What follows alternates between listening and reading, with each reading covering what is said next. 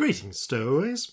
This episode contains content warnings for gore, eyes, eye gore, and mention of mistreatment of a pregnant person. Thank you. Enjoy the show. Greetings and salutations, and welcome to Flintlocks and Fireballs, where a handful of mad actors will attempt to survive the treacherous darkness of Dungeons and Dragons. I am your host and Dungeon Master, Jason Phelps, and I am joined, as ever, by Robbie, Braces of Amour, Bellekom. Ooh.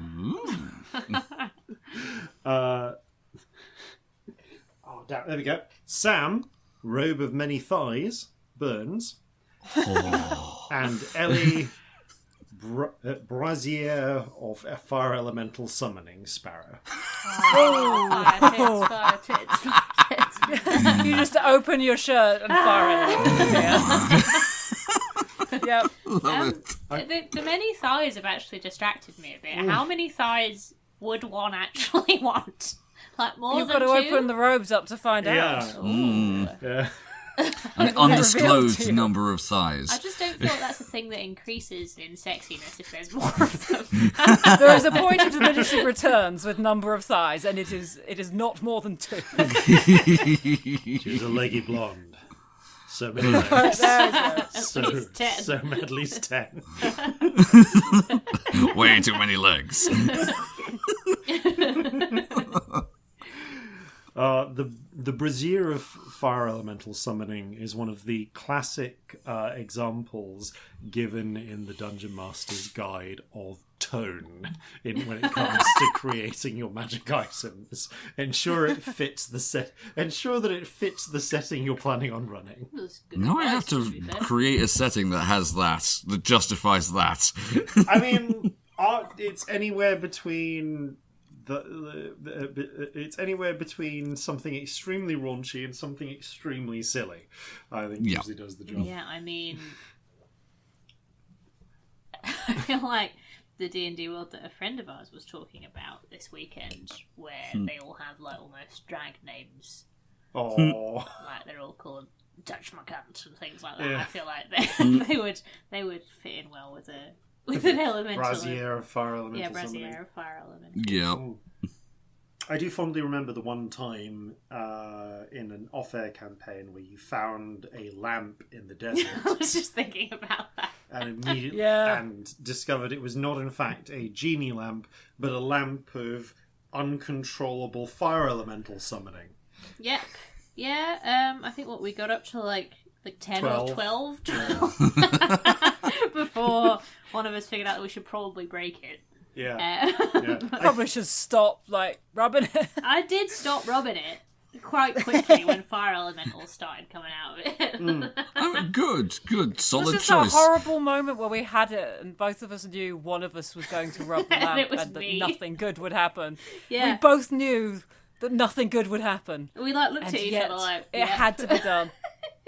This is about to happen, and we're going to just have to try and survive the consequences. Yep. Speaking of nothing good coming from knowing what will happen, it's time for us to ruin Ow. the ignorance that is bliss and demand, future us, what messages from the present. It's Future Jason with messages from the present. This episode of Flintlocks and Fireballs is brought to you by you. As ever, a massive thanks to our crew members on the Flintlocks Patreon who help keep this ship sailing. There's a wealth of extra content and bonus features for patrons, including regular blog posts, extra stories narrated by the cast, artwork, and a monthly poll for the community to help design an element to go into the game. You can check it out at patreon.com/Flintlocks and Fireballs, link in the description.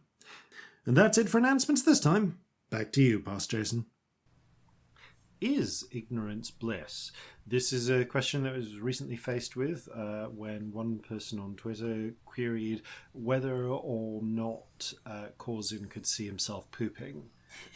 Did you answer that? Of course I can. You have to deal with did. this. Sam actually had a good insight on this, which Yeah. was that... Depends how long his trousers have been down. Yes, we have established that because the eyes form on the outer layer of the clothing when generally worn, if Corzin were to pull his trousers down, he would have a blessed period of time in which he there is a could window of opportunity. not, in which he can't So what you're saying, see out if his he's arse. constipated, then So, But, while and his he's there arse is a full while. of poo, he can't see out of it. No, while his Okay, trousers. I'm sorry, you need to explain as this soon to as me. while Corzin is wearing trousers, the eyes appear on the trouser bottoms, as it were. On the bottom. Yeah. On the bottom of the trousers. On the arse cheeks of the trousers. Yeah. If he pulls down his breeches, however, the eyes remain on the trouser bottoms, but the new eyes will slowly start to form, tattooing themselves on his bare naked butt cheeks. However, there is a window of time in which he is completely butt blind, and then slowly he will begin to develop sight Butt through his sight. arse cheeks. Yes. Starting with a vague sense of light and dark, and then as over the course of anywhere between 10 minutes to an hour, this will form into clearer and clearer shapes until he's able to resolve fine detail. Some things once seen cannot be unseen. Yeah. So So if he is constipated and there a while, then yeah. Corzin is very much aware of the importance of fibre. Yeah, Corzin has strong incentives to not be forever on the toilet.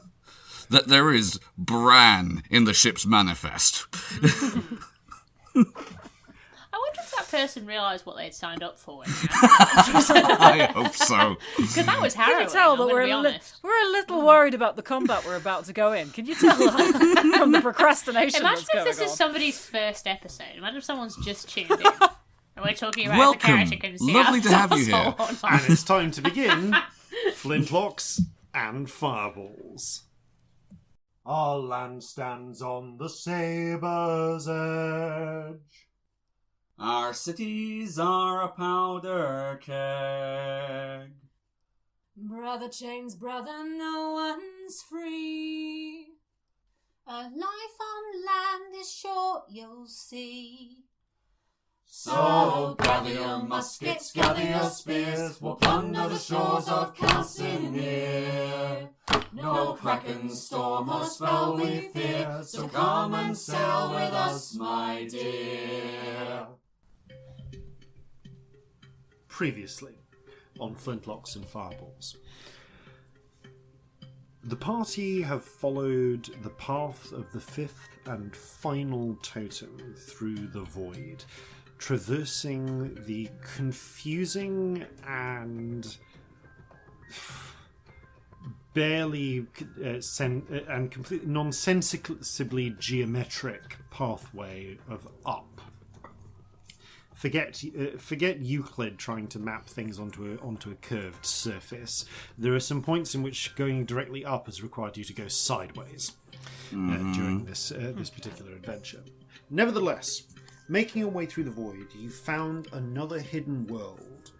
An idyllic valley which had two holes smashed into it through by the careening totem, which along the way had also shattered some manner of maker's jar in a village full of Achene, and had released some sort of evil. As based on the fact that when the young Achene went to investigate, they returned as monsters, kidnapping more of their kind and dragging them into the hole.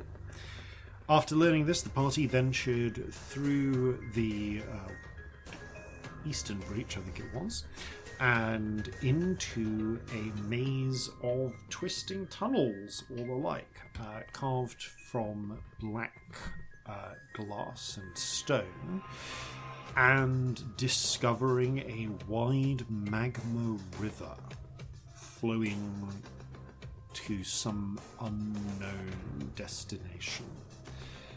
Travelling along the banks of this magma river / tube, the party encountered a would-be ambush scouting party, unclear, of what appeared to be a chain, but twisted and changed, now spouting goat-like ram's horns and hairier flesh than they would otherwise be used to, and wielding steel weapons glowing with an inner heat.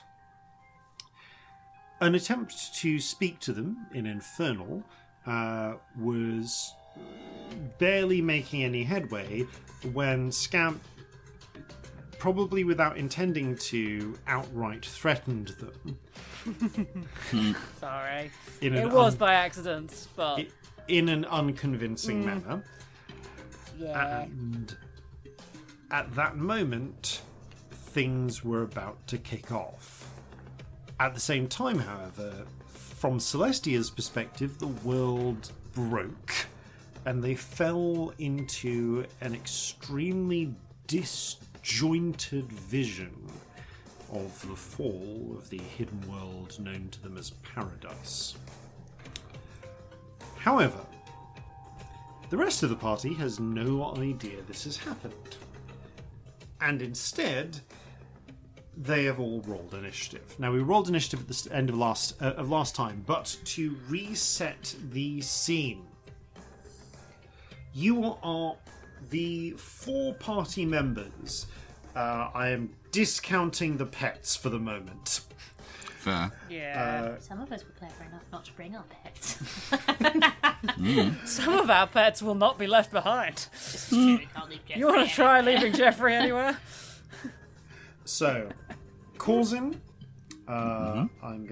Corzin and Celestia, slightly behind because the 2 tieflings will step forward to speak. Victory and Scamp at the front. You are standing kind of in the middle of a 10-foot wide ledge on the edge of on the other side of which is a good, let's call it, it's wide enough to be traversed by that. So we're going to call this a good 50 foot of magma river. On the other side of which is another 10-foot ledge. Okay.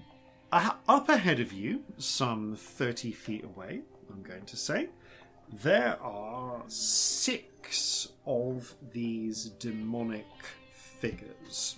I'm just going to refer to them as, for the purposes of this, we'll refer to them as the demons. Of which one of them you know the name.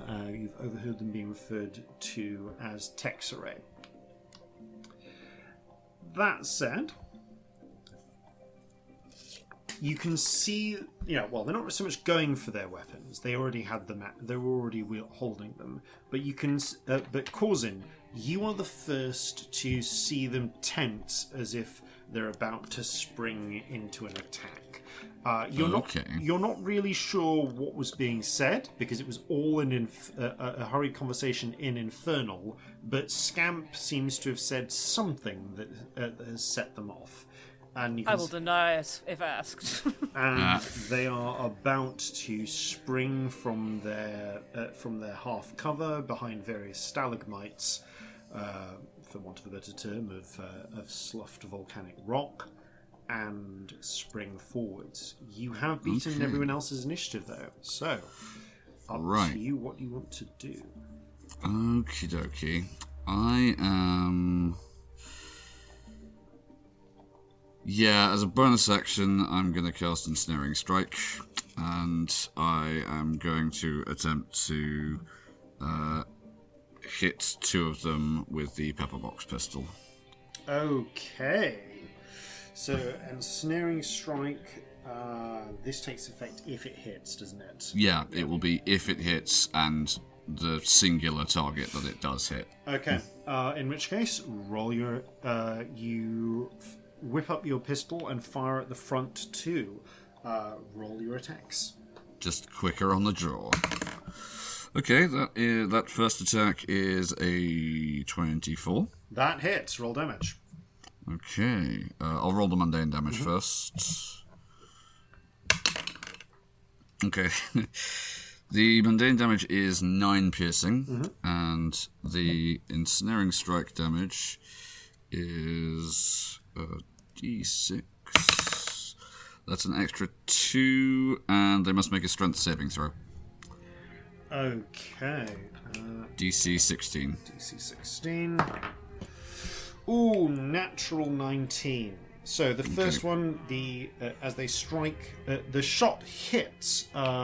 They deflect the worst of it with the blade, with their blade, but it does still give them a glancing blow, and you see that you can see a little bit of red blood coming from where it strikes them across the arm. However, the ambivalent octopus is not quite able to reach its tendrils around them to ensnare them. Yeah, they shrivel away. Okay. The second shot? Secondary attack then. Alright, that is a 29 Yep, to that hit. hits roll damage. Yeah. Okay. I hope that hit. Yeah, I mean, if 29 doesn't hit, we're in trouble, folks. Okay, so that is going to be for 14 piercing damage. Nicely done. That one strikes one of them dead in the side of the chest. You hear a rib crack, and they wince and curse. Don't try it. That one looks kind of moderately wounded, pretty moderately wounded from the attack. Yep. But they're still able to keep going. So, having delivered your threat, though, that seems to have confirmed for them. No, this is a shooting war now, as it were. Oh, I've still got movement, actually. Oh, Can you I move do. up to where the two tieflings are? You can. You want to move in front of Victory and Scamp? Yeah. Okay. Do you want to move any closer than that, or just ahead of the pair of them? I mean, is it So is it possible to get into melee from where I am? You could get to. You're a little bit far away because you've only got 25 feet of movement, but you can get within Alright, 10 feet of the demons on your turn. Okay, well I will do that, but the main thing is I'm just interposing myself between them and the rest. So you move you run forwards, drawing your blades and readying yourself. Okay, I think Victory actually took the initiative, slightly took the initiative, just in terms of dexterity on the demons. So she, seeing what's about to happen, carefully angles to one side and claps her hands together, her hair flying outwards, her eyes lighting up, and thrusts both her hands forwards. It's going to use up a 3rd level spell slot and cast Lightning Bolt. Ooh, nice. Because of the way in which they're positioned, she can hit, as it were, the left 3 of these. That's versus her save DC, which is pretty decent. So all 3 of those, I believe. Yes, all 3 of those fail. And she's done this as a basic lightning bolt, so that's 8d6. One moment. Good spell, though. Oh yeah, It's basically like a fireball, but a line rather than a... Yeah. Yep. Yeah, if it's rare you get all your enemies neatly lined up like this, but when they are, That's good. Oh boy. it's pretty worthwhile. You can get a few of them. Mm-hmm. Okay, so we have... Right, so they do... Those 3 all fail. So I'm just making a quick note here. Just call that and save it there. Okay. Right, as the bolt lances through, they try to throw themselves to the side, but are each of them in turn struck by the crackling, searing power. There is a sort of sound that comes up, that heads outwards as well, and the whole area shakes a little. A couple of loose rocks are what's the word I'm looking for? Are shaken, loose from the ceiling and fall into the magma with a sort of sound. Indeed. She is going to take the opportunity as... No, it doesn't need to do that then. She's also going to... she flies upwards with the attack as the spell goes off and lands behind Celestia. Actually, no, she's not. No, she's not going to do that. I take that back. Don't. If you're going to launch more lightning bolts, don't put yourself behind behind one of your allies. That would be a bad idea. I mean, Corzin can always duck, but Yeah, exactly. So no, she launches her attack, and it strikes the three of them. All the ones on the left, I'm going to say, are now bearing bloody wounds and scorch marks. The one that had already been shot in the arm by Corzin takes it a little harder than the rest. They're looking like they're kind of struggling to keep it together a bit at this point. They've gotten the worst of that particular exchange. However, now they're going to move. So I'm going to say they see the threats up ahead, and they're going to try and... Well, the first one's going to try and run past Corzin, as there are 6 of them. So, Corzin, you do get an attack of opportunity against actually the most injured one. I shall take it. Okay, go for it. Can you do shove attacks as attacks of opportunity? Just out of curiosity. That's a good question.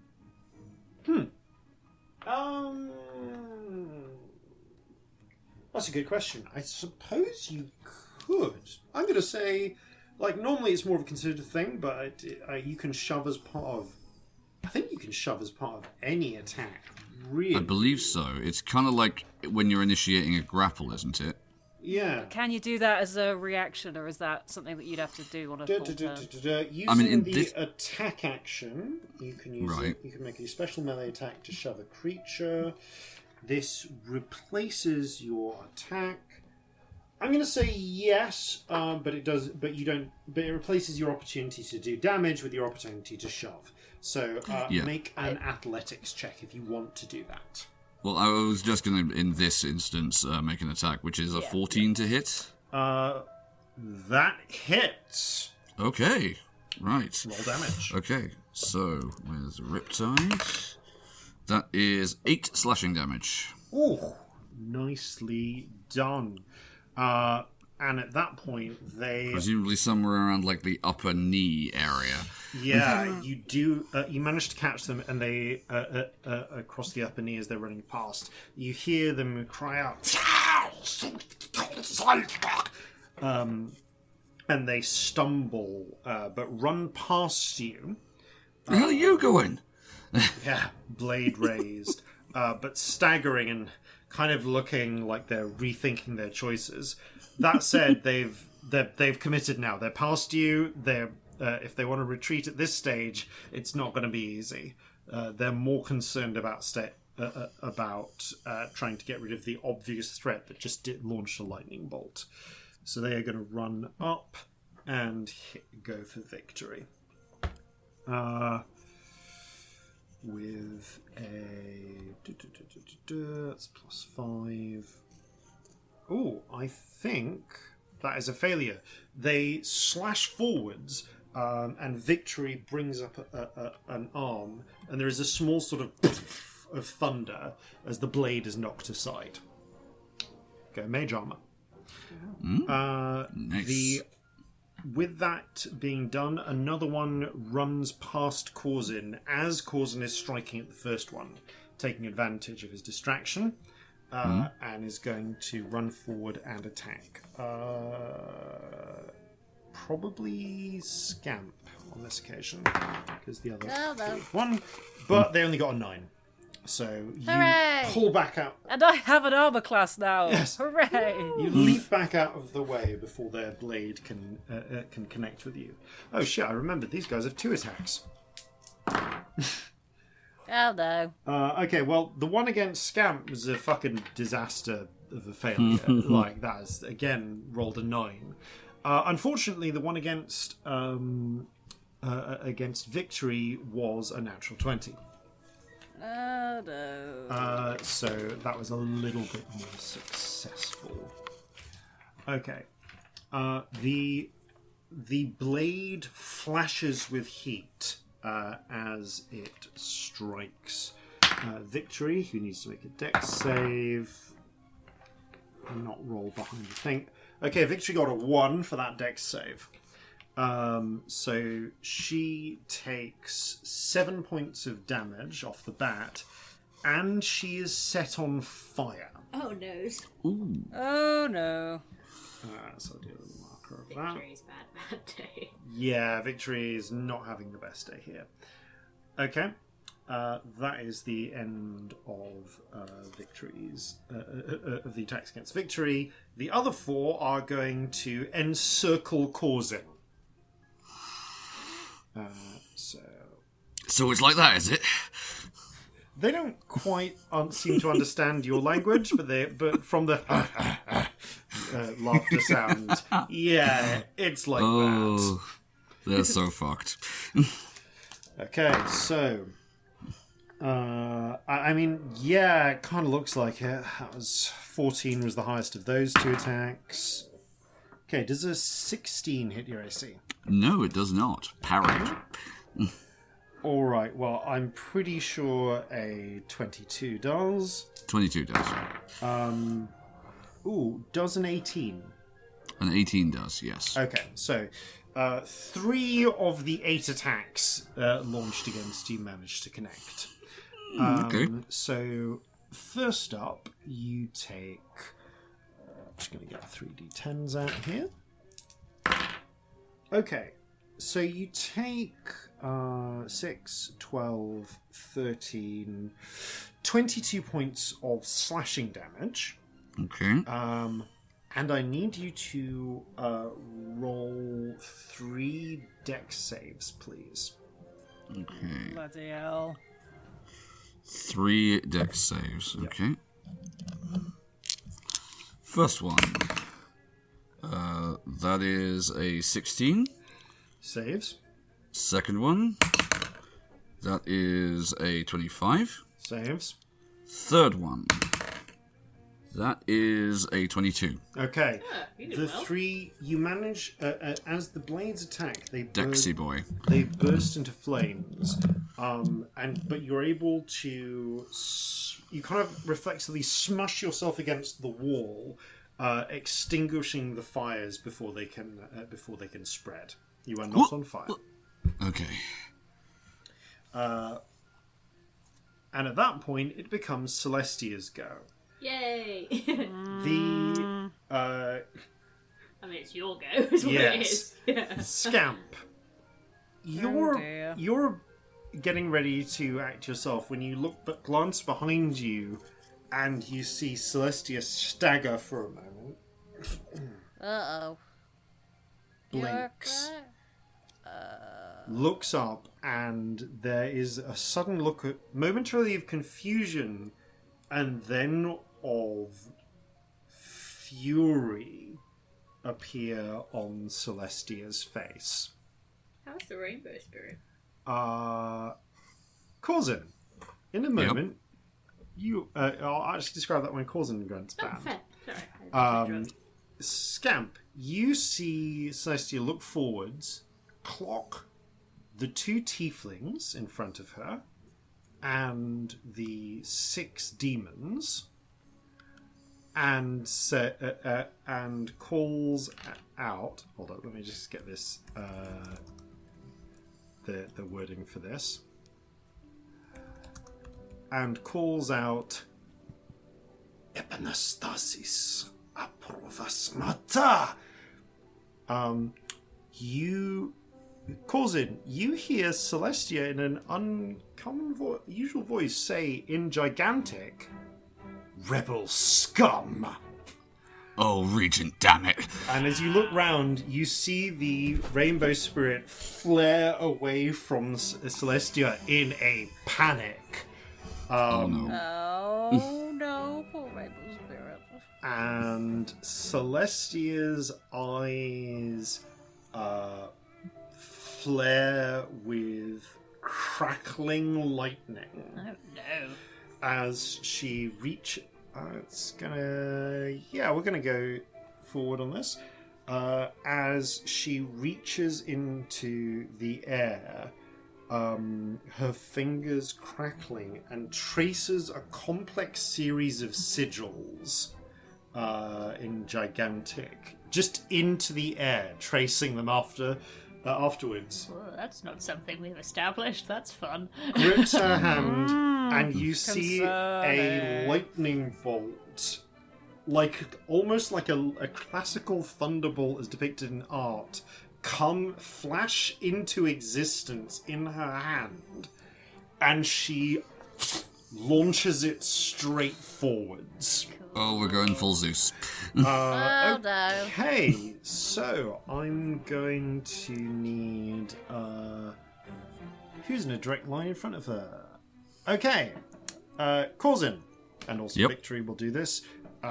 Roll a dex save, please. And I guess Gosh darn it. so will these demons. Okay, that's a 14, unless I have anything else. Yeah, no, it's just 14. Can I add a Yeah. d4 to that on the off chance that it's enough? Oh, okay. Thank you. Just in case.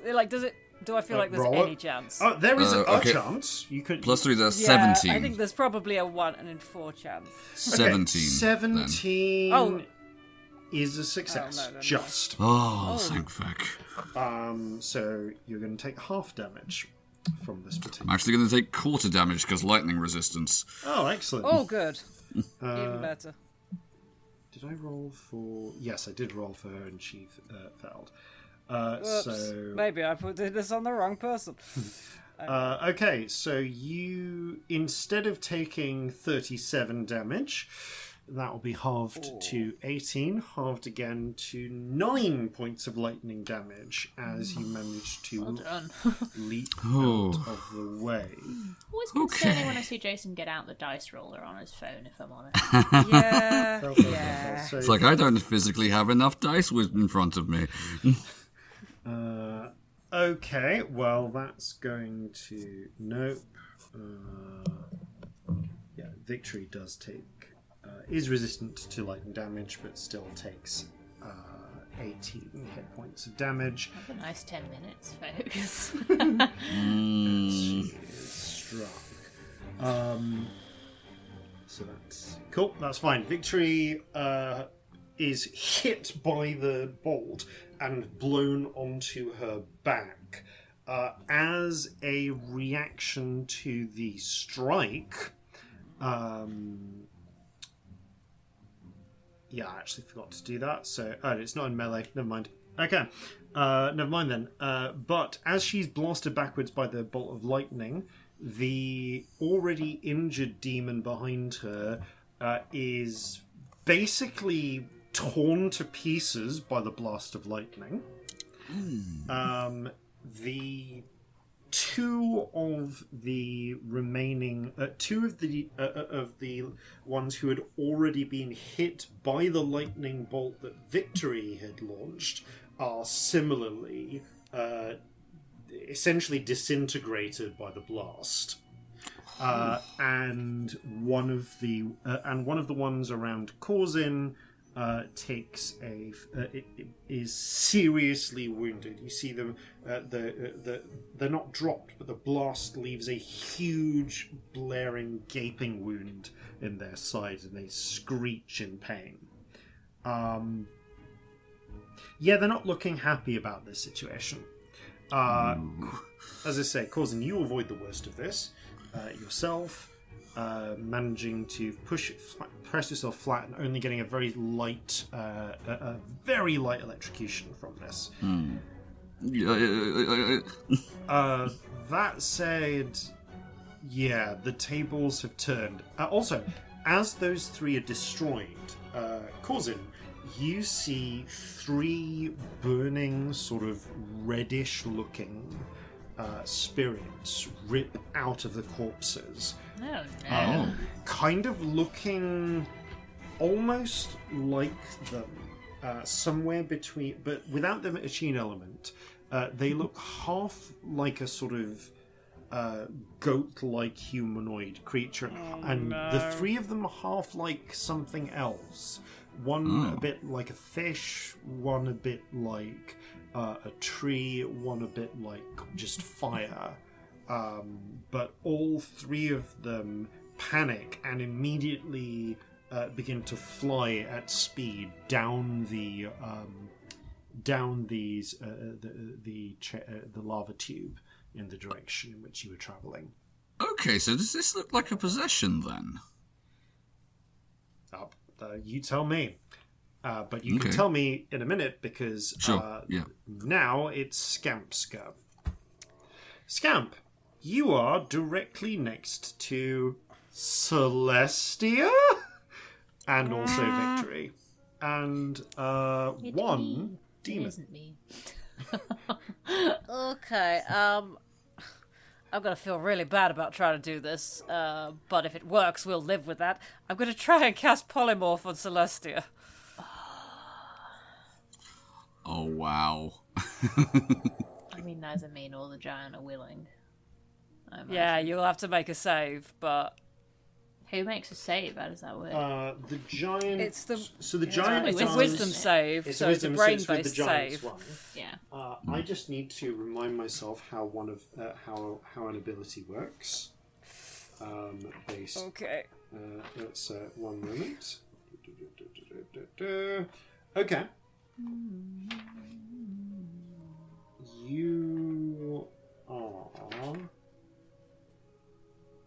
Yeah, okay. As you cast the spell, It ain't gonna work. think you...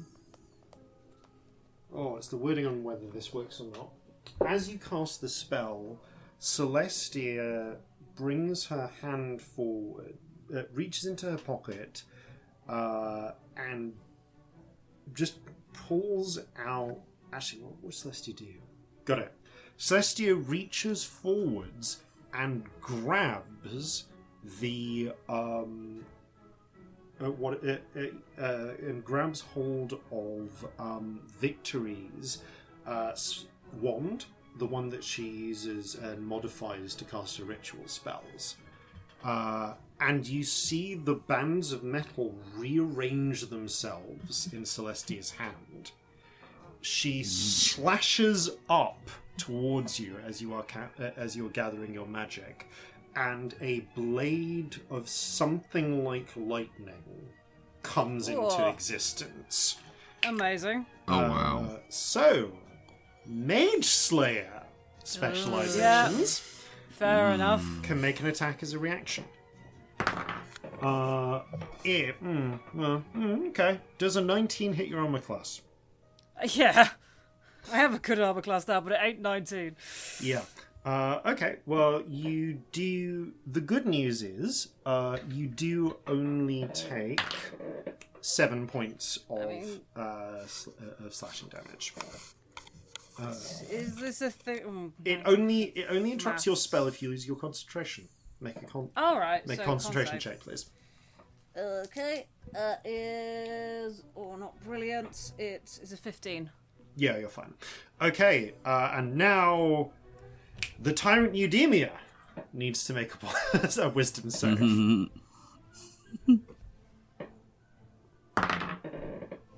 Yes. Is it one that I've got my reaction back? Would bend luck make a difference?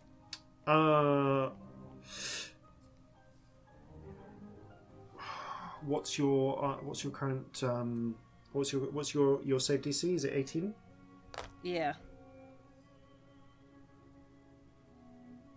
Plus that. Okay, in theory, yeah, you have a small chance of bending fate enough to make it work.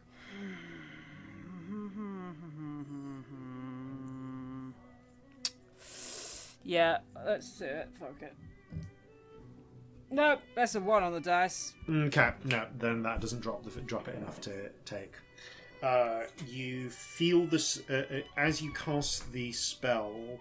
Celestia brings the blade, the wand close, manually switches several of the rings with like somewhat terrifying speed, and seems to interdict the spell as it's being as it tries to. You have this horrible sensation that you are facing someone who knows magic rather a bit better than you do. Top of the round, Corzin. There are 3 demons still in the fight. 2 of them are flanking you. 1 is in front of Scamp, and all 3 of them are looking shit scared by what just turned up at the back of the battlefield. Yeah. Okay. So. All right. Bonus action. Okay. I'm going to cast Slayer's Prey on the one that's still, one of the ones that's still in melee with me. Yep. And then as an action, there are 2 that are still basically uninjured, or have they all taken something from the lightning bolt? The ones either side of you are the uninjured ones. Right, okay, gotcha. What I'm going to do then is I'm going to draw back and, as my main action, cast Conjure Barrage from my Pepperbox pistol. So that is going to be a dexterity saving throw from all of them, DC 16. And I will roll the 3d8 damage. In order to get them both in Conjure Barrage, you'll need to move out of melee with one of them. And swing around the other one. I will do that. So they will take an attack of opportunity as you go, and they miss. Okay, here's the damage then. Okay, that is 12, save for half, but they all take it. They do not successfully save for half, so both of them are struck by the spray of bullets. And of course, one of them is the one that has Slayer's Prey, so that's an extra d6. That's 6 extra damage there. Okay, that one is looking pretty fucked up by it. The other one manages to avoid the worst of the spray with only a few scratches and grazes, but then neither of them is looking inclined to stick around right now. Cool, okay, I'm not going to move any further, but just for future reference, how far away is Celestia Asterisk Okay, from so me right now? Celestia Asterisk is now, I want to say 15 feet away from you. That's not as good a name as Celestia Stardust. Just No, saying. it really isn't. I as I was saying it, I thought this feels wrong. Yeah. Okay. Under the circumstances, Victory is going to glance back at the demon currently stood next to Scamp, looking horrified at what's going on, and she's going to say in Infernal, "I would run if I were you." And with a flare of magic, flips back onto her feet, and glances at Scamp. This is one of those times you said. I think you've mentioned this happening before. This is one of those. This is. Actually, no. I don't think you've ever mentioned the echoes to Victory, have you? I don't know. I Don't which think case- so, unless she's seen it with Vasilisa, but I think Vasilisa doesn't yeah, that do might it, be a thing. So. She has seen it with Vasilisa. Thank you. And she goes, "Shit! Echo! We need to subdue her." Why does Victory suddenly have an accent? Victory only has an accent when speaking, in Infernal. Oh, Apologies. she's speaking Makes Infernal. sense. I Yeah, get you. that's what I was thinking. Yeah. So you know what? Actually, yeah, I'm gonna say she says this to you in Infernal because she's already because she's just said something. Switching in Infernal languages to the is hard. demon. Yeah. Two languages is hard. So she says this to you in Infernal. Shit. Oh yeah, no, I know. I tried. You don't see the big bleedy bit here where I tried. She is going to cast Hold Person. So I guess I will roll a Wisdom save.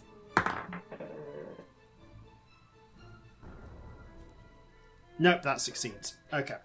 Okay. She does. You do see her cast and try to strike three sort of. As she does so, three kind of like bands of lightning try and wrap around Celestia, but Celestia strikes all three of them with the wand and disperses them. Was that a spell? Was Celestia casting counterspell there? No, I'm flavouring the wisdom save. Fair enough. Yeah. Okay, cool. But as a bonus action, then yes. No, damn! It doesn't do lightning damage. Never mind. In which case, though, what Victory does do is flies backwards 10 feet, so that she is next to Corzin. Okay. Okay. The three remaining demons are going to fucking peg it. Okay. You, Scamp and Corzin, you have the opportunity, if you wish, to try and take an attack of opportunity as they pass. Okay, I can't cast a spell as this, can I? No. Okay. I don't have a reaction, and I wouldn't anyway at this point. Let them run at this point. Yeah, We've got more important things to worry about. Yeah, the three of them just fucking peg it down. Seems Yeah, fair. I'm gonna let him run. They have more. They are outclassed right now. I can at least keep some of my eyes on them as they flee. Okay, that makes it Celestia's go.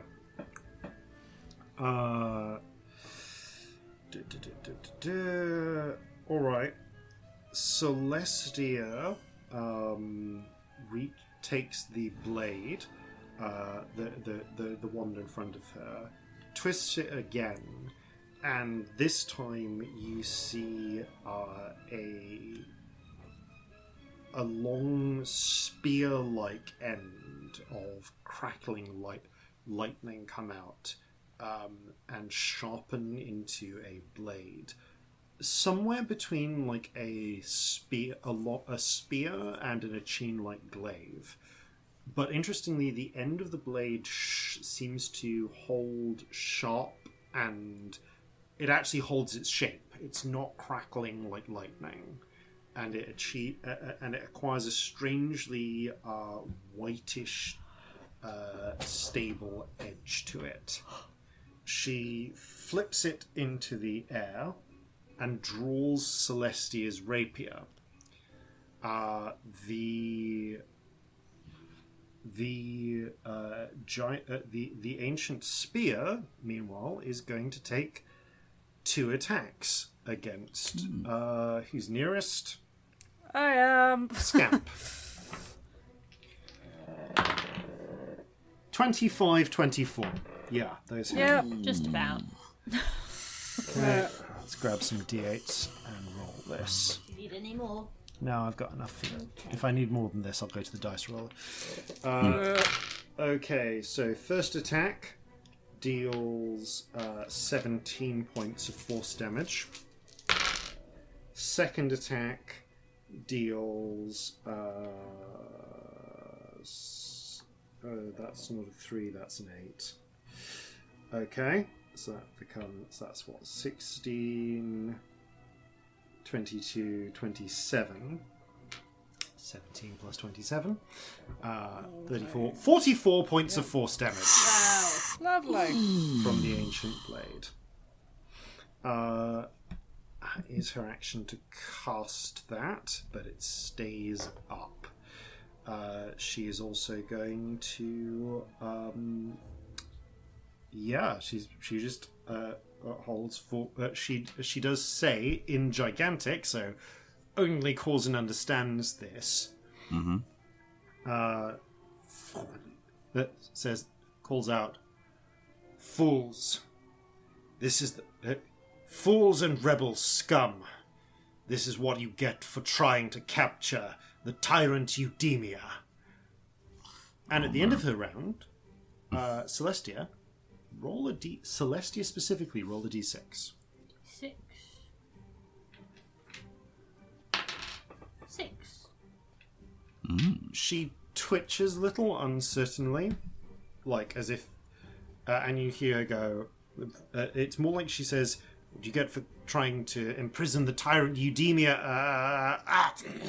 But then she seems to stabilize. Her focus stabilizes again. Ooh.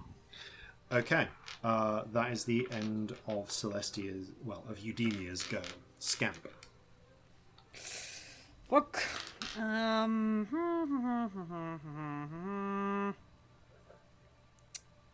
am going to attempt to slow. Okay. Because let's try something different. Because Wisdom? otherwise I'm going to be dead very soon. Wisdom save. That is... Okay, that is 21. So yeah, you got a slim chance of bending this into success. Jason's dice Sod hate us it. today. Yeah, but if I stay here, I'm going to get stabbed. So Stab it. if I move, I might get stabbed. But let's fuss on it. I'm going to spend the points. Where's my D4 gone? Oh, there's a 4 on the dice. Oh, okay. Oh, no way. Well done. In the moment of strange hesitation, the spell takes hold, and Celestia's body starts moving as if through thick molasses. She is slowed. I'm going to move away. This robs you Nice. of Now, no reactions. now doesn't there's it? no reaction. Yep. Okay. So you're. Yeah. At this point, the demons are out of the fight.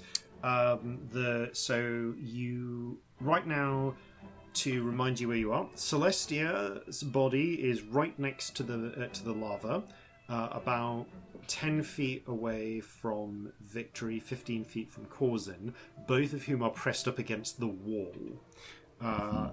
Where do you want to run to, Scamp? Not towards them, basically. I'd like to not have us all in one group. Okay, you could run past and behind Celestia, and get 20 foot past Eudemia / Celestia. That'll do. Okay, so you're on the other side now. Cool. Yeah. I'm assuming by the wall instead of by the by the magma. Yeah. Sensible. All right. In which case, that brings us to top of the round. It's Corzin. Okay. Now, as a slowed creature, Celestia would now have disadvantages against dex saves, correct? I believe so. Yes. Right. Oh, it takes a -2 penalty to dex save throws. Oh. Alright, you know what then? I'm just going to run up to them and attempt to cast Protection from Good and Evil on them. Because if this is a possession, then they get a advantage on saving throws to throw it off and take a new one immediately. Ooh, that's an interesting question. All right, you run up, and I'll say you cast. I mean, if it doesn't work, we've never tried this before. No, it's true. Yeah. You literally haven't. Okay, protection. Never needed to. I don't think they get a save, do they?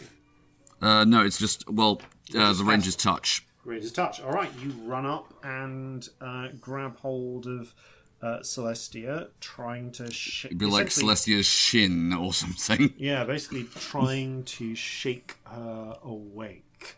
Celestia,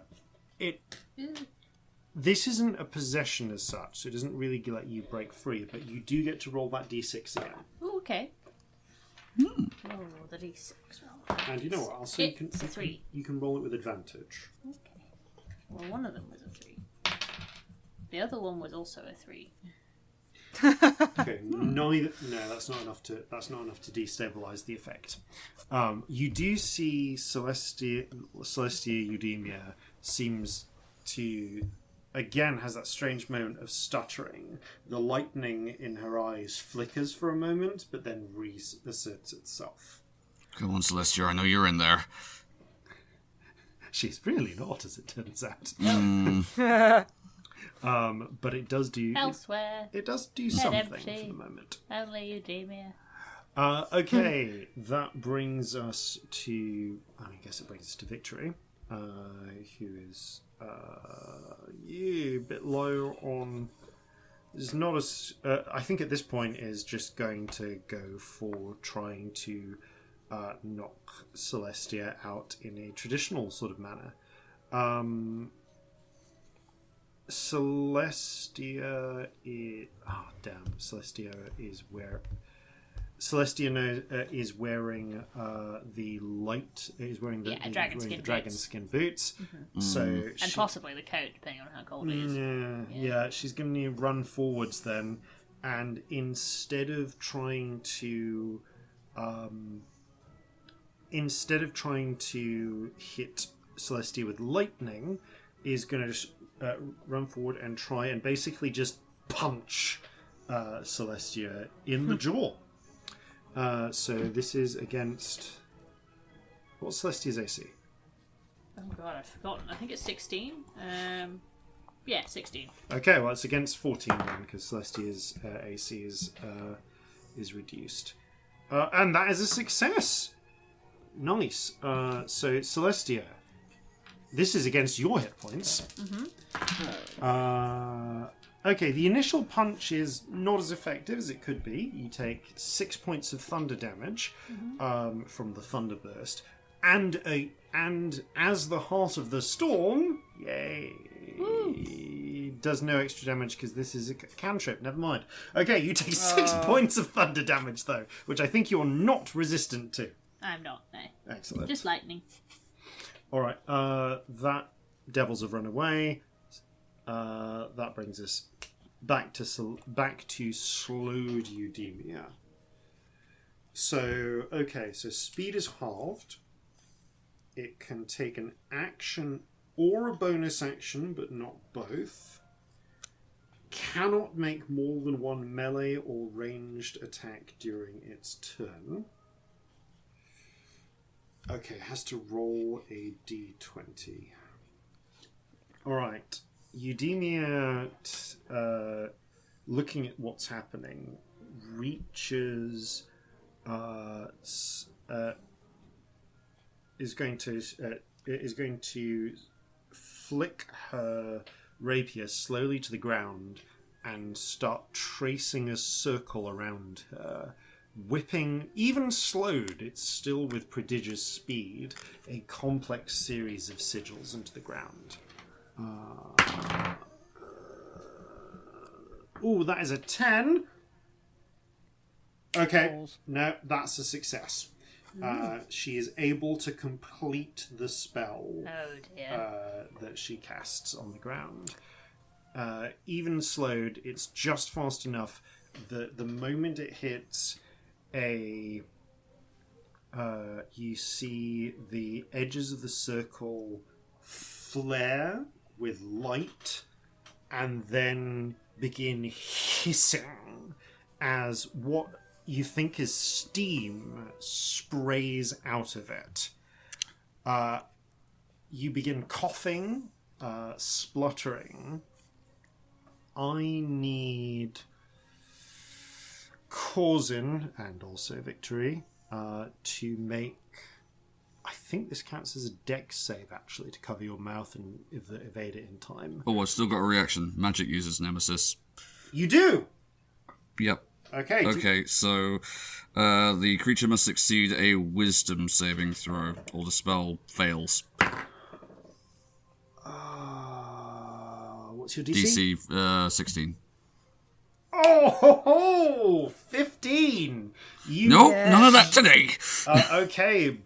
As you feel the first sprays of... the first touches of a cloud of fucking acid that was about to envelop you, you slash through the circle as the spell is being cast and break it. Yeah, the octopus just sort of punts it out of the way.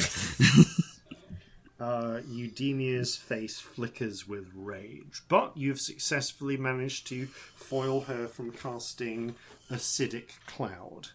Think incendiary cloud, but worse. Oh god. Okay, so Wow. Celestia, please roll a d6.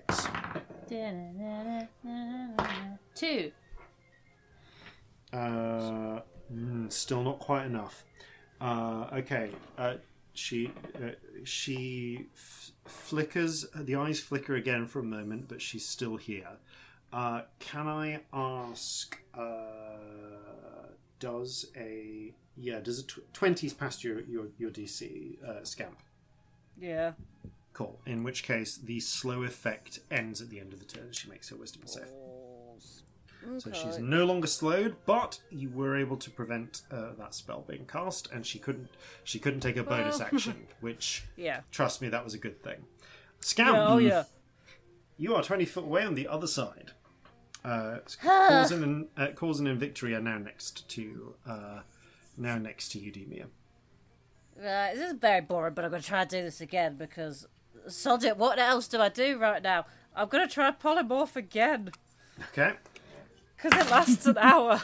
That's the one thing I can think of that will hold them long enough. Okay, you've got 50% chance of flipping this with Bend Fate. Yep. I'll try bending that luck again. No, that's a 2. No. Oh, not quite enough. It's still enough to make the save.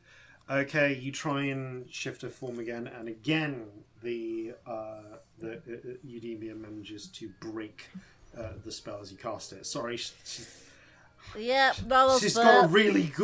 got proficiency in wisdom saves. I'm not surprised, but what else have I got? Ellie's didn't work, but Celestia's really pleased. I know. Celestia doesn't need to come back and find Corzin. themselves Unless you want to take any other action. equivalent. Unless you want to take a bonus or movement or anything, Scamp.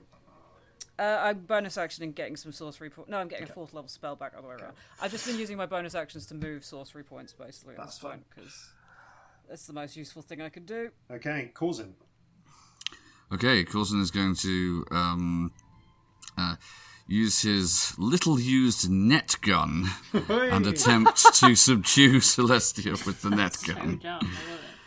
Okay, this is going to be a dex save, DC 13. Okay, Celestia, it's your body. Roll a dex save, please. Okay. Doing a roll. I've forgotten what my dex is. It's good, but I've forgotten it. Oh, I'm so sorry. It's a 25. Okay. Had to try. Yeah. That's That's a good shout. It really is. Springs out the way you watch as the net sprays past Eudemia, lands in the magma, sets on fire. Fucking hell. Right. Okay. Victory winces. We can probably mend that. Okay, so secondary attack. I then. can make a new one, is what I can do. Yeah. I am going to attempt to render them unconscious with the belaying pin. Okay. Okay. Okay, that is... Wow, that's a 26 to hit. That's just about to it. Ooh, Yeah. that'll do it. I mean, the belaying pin does shite damage, but at least, yeah. That's that'll be 6 bludgeoning, and then as a final attack, that is 23 to hit. Yep. Yeah. Okay. Oh, that's better. That's 9 bludgeoning damage. Okay, so that is... Yep. Cool. All right. They're not looking that bad, to be honest. I haven't taken that much damage yet. Nah. Like maybe slightly bloody nose, but it's not... Yeah. Victory looks a little... He's looking at... looks at Corzin, goes... and winces. I'm starting to run out of what I can do that isn't going to seriously hurt them. That isn't going to seriously hurt her. Same. Subdue or subdue? What do you think? Subdue, non-lethally as possible. Okay, here goes. Again, she flips her hands in circles and is going to try and cast Hold Person on Celestia. And Celestia, of course, going to use that reaction. And does... It's just with the rapier, but still does 8 points of piercing damage to Victory. Who actually does get to do a... finally does get to do a reaction to be hit in melee. So first things first, makes the whole person save. The 3 bolts, the 3 lightning, the sort of lightning collar that Victory's trying to summon breaks apart. But as she's hit by Celestia, she instinctively throws her hands forward, and 2 tiny bolts of lightning burst out at Celestia, just immediately dealing 14 half to 7 points of lightning damage. Sure. Unfortunately, this also means that Celestia needs to make a strength save now. Okay, I'm not as good at that, so we might be in luck. Mm-hmm. What am I? Would I'm we? near the magma. Is this luck? Yeah, I was gonna say, is this luck? Oh, it's bad. And Scamp, you're not gonna be able to help, hon. 5. Okay. I'm Not got a fall in reaction more. anyway. Now, you the blast of lightning launches Celestia's body 20 feet away in a straight line. Oh. Which is to say, hurls Celestia up and onto the river of magma. Shit. I'm gonna have to rage quit Minecraft. Nobody else rage quit when they fell in lava. Oh, I know. If I done it fell in so lava, I many would not play times. Minecraft for like months. Oh. Like, that would be me in Minecraft over. Okay. So, are you resistant to fire damage in any way? No, Cool. definitely not. Yeah, Yeah, I'm alright. fucked. One moment. Do you want to know how many hit points I have left so you can tell me if I'm dead or not? Yeah, that'd probably be useful. I've got 50. Okay. Oh yeah, I've just seen what you've rolled. I'm fucked. Ah. Wow. So there's good news and there's bad news. I'm not dead. The bad news is Celestia lands smack on the magma, and Eudemia screams for a moment as she is engulfed in fire before passing out from the pain. Oh my god, I'm gonna wake up on fire. The good news is that no. Celestia, That's really unlike bad. apparently Gollum, is not more dense than magma. Oh, God. Which is to say, than rock. And consequently floats. Oh yeah, falling into a lava is so much worse than you think it is, kids. Who thinks it's okay? Who are these Oh, kids? no one thinks it's okay. It's just so much worse than it's ever depicted usually in films and stuff. So the next character to act is Celestia, who I'm going to say immediately fails one death saving throw. Can you please roll another one? Oh my fucking god, do not roll a 1. It's another fail. Okay. Celestia is now Dying. on the lava and very on fire. And How far away? 20 feet away. Okay. And yeah, as you Scamp, you can now see Celestia's swiftly charring body, floating not at all serenely on the magma flow. And it's my turn. It's your turn.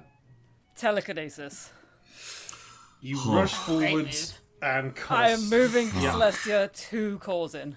Yep. And flip Celestia out of the, well, not water, out of the molten rock, and immediately down next to Corzin on the solidified basalt instead of the liquid one. Parts of her clothing are still sizzling and smoking. I wake up with my clothes on fire. That's so bad.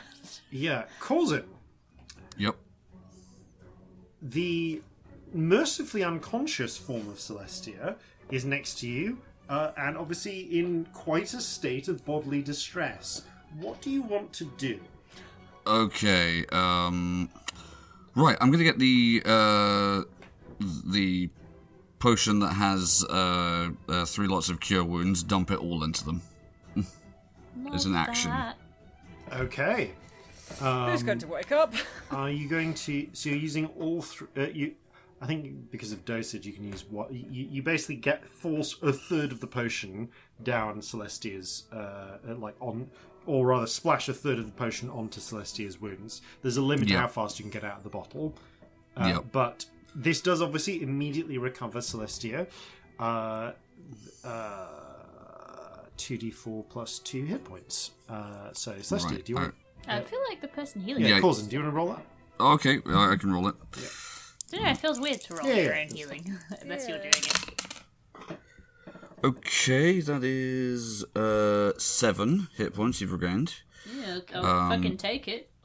I mean, you're no longer making death saves. That's the first thing. I'm alive and stuff, yeah. Okay.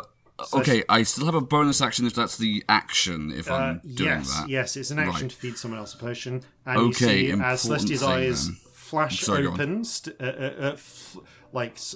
open up, blaring with lightning. Not me yet. Right. Cool. Yep, okay, then, simultaneously, then, as a bonus action, I'm gonna cast Grasping Vine and have it just hold on to her. Okay. Celestia, can you roll me a strength save? I think this is. Come on, Celestia's bad strength. Help us out. It's a 1! Hey! It's a hey! fuck dice. Excellent, They're still on fire. They're busy. In the interest of fair play, that would have been a dex save, but if 1 is a 1. Okay. Sorry, thank you for reminding me. I wake up on fire and restrained. Yeah. My god. The ambivalent octopus reaches out, grabs hold of Celestia's feebly protesting body, and pins it to the ground. Yep.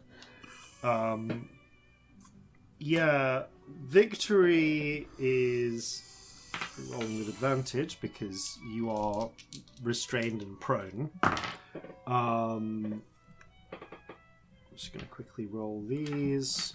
You got what, 7 hit points? Yeah. Looks over at Celestia and goes, "Sorry." Balls a fist and with a thunderous clap clocks you across the jaw, and your body goes unconscious. So what am I on? She drops you to 0 hit points. 0, subdually. but not on. Yeah. Non-lethally. Non-lethally. Because you are allowed to do that. Yeah. Right. Eudemia's echo mercifully descends into oblivion. Okay. I don't know how long this is going to last out of in character, so Corzin, in addition to the Grasping Vine, is clapping the manacles on Celestia, while he then continues to start treating their wounds. Victory just apologetically stamping out bits of fire, like trying to Scamp, can you get this bit of hardening rock off her clothes? Okay. We've got to get it all off the bear skin quickly. Okay. Telekinesis proves very useful here. Yeah. Corzin is going to be using his healer's kit, but also he has a whole bunch of just regular healing potions. He's salving this up. So just tell me what would be appropriate to be expending here in terms of healing resources. That is up to you. I'm going to say that you can spend 1 dose of the healer's kit to give 6 hit points. So let's say 6 hit points back. And then as many healing spells or potions as you want. I will say, for the sake of the dramatic moment having passed, that you are able to heal Celestia, but Celestia remains unconscious. Right, I'm going to expend a number of healing potions that I have on my person. Cool. Roll them and then just give me the total. Yeah, as you say. This might take a while. I'm going to start casting improved mending on Celestia's clothes. Good idea. Like, it's ritual, so it's going to take a while because I don't have just normal mending. But I'm going to say try and fix things. that after about half an hour,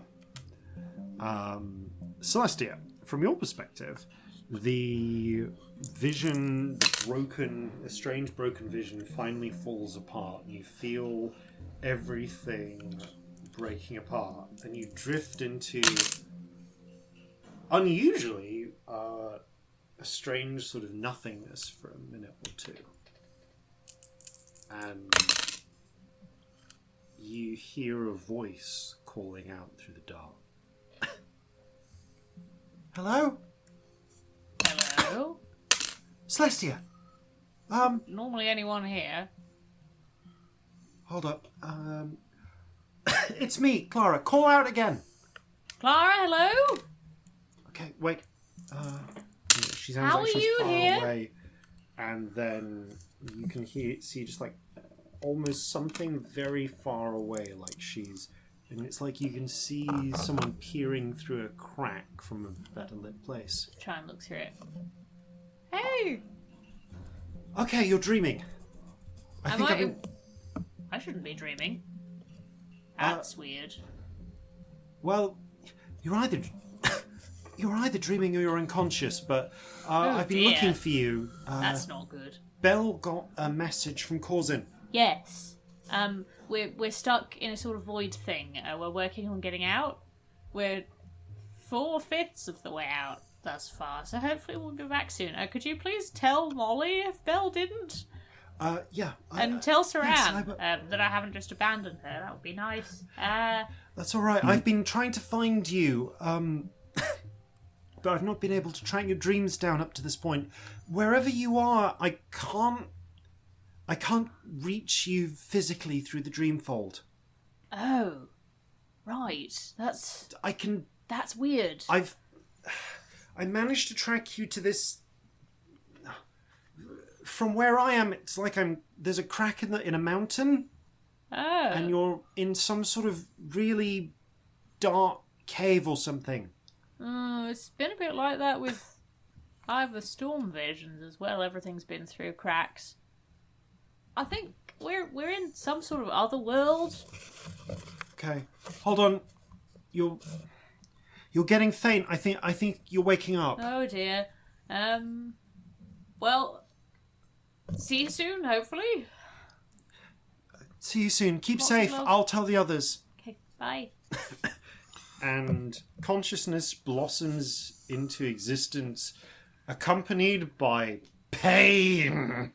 Okay, in addition to the 5 that the healer's kit gives you, you regain 50 hit points. Oh, well done. Oh, blimey. You feel like you have the strange experience of having suffered extreme burns and the extreme itching of a lot of healing potion and the healing magic used on you. Am I still recently. manacled? And you're also chained. I mean, I'm asking that lot of That's true. changed Like, me, if or- it's been that long, surely we've taken them off. It's been about After like 40 minutes. 20 minutes. Oh, if it's been 40 minutes, yeah, we'd have taken it off Okay. then. You know it's 10, to be fair. Yeah. Yeah. We know that, so yeah, we'd have taken it off, and the grasping wine would be long gone by then.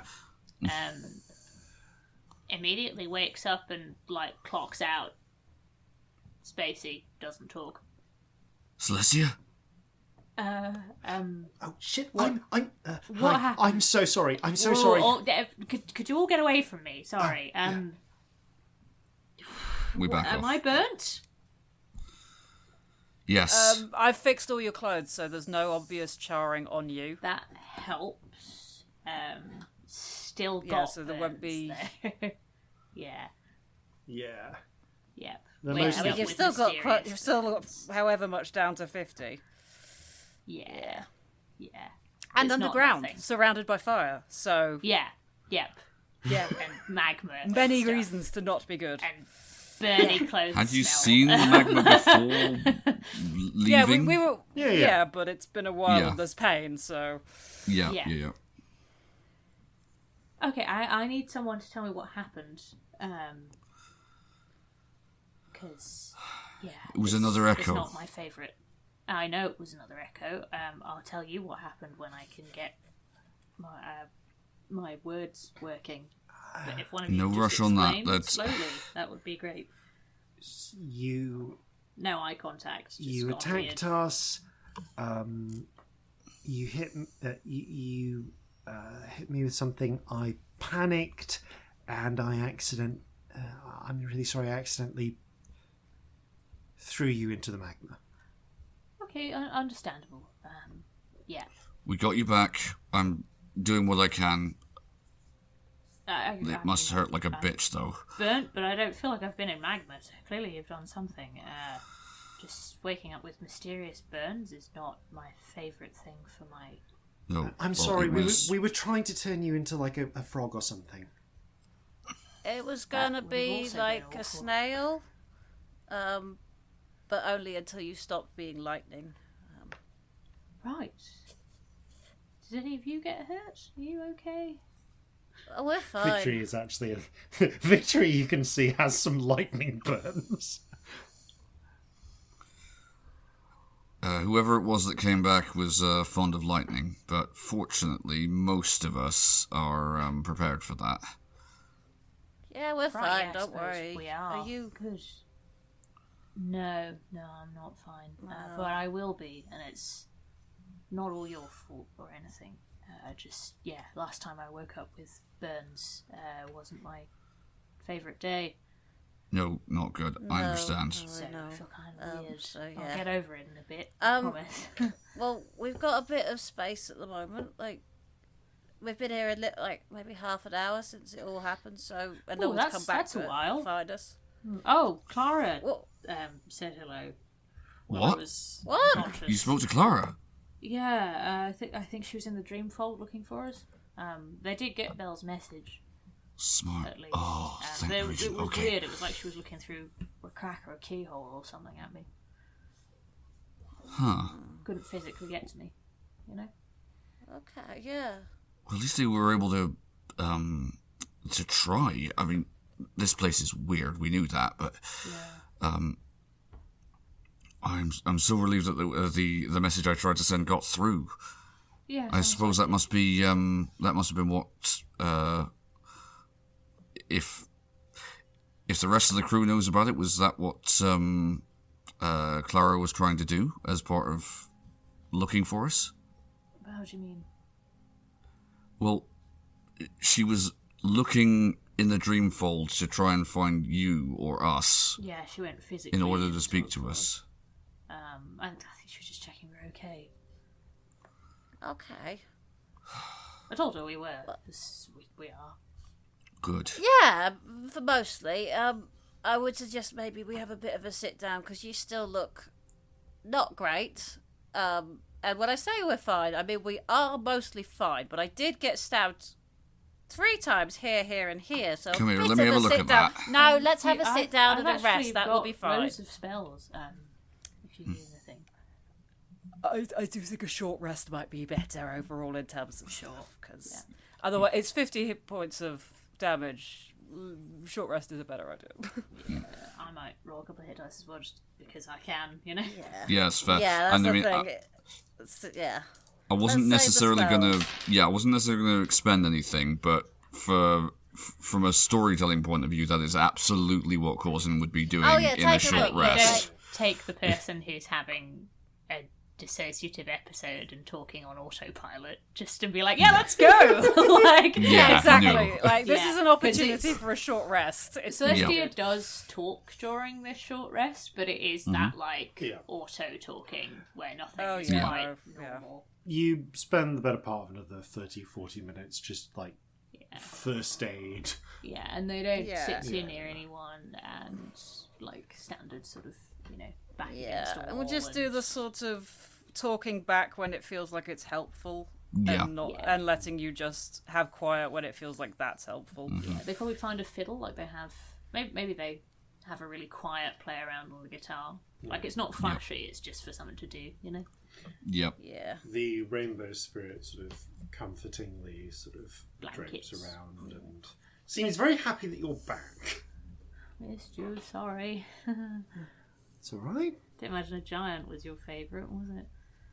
It was a bit scary, but hey, you're back. Yeah. And not on fire. After taking a little time to rest, you pick yourselves back up. Victory glances down the magma tube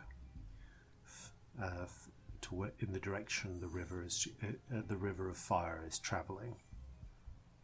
We should make our way on. Yeah. Agreed. Yeah. Are you doing all right? Do you want us to go back for a bit or anything like that? No, I think we should probably get on with it. I'm not feeling amazing, I'll be honest, but I'm here. Okay. So Good. Okay. All right. yeah.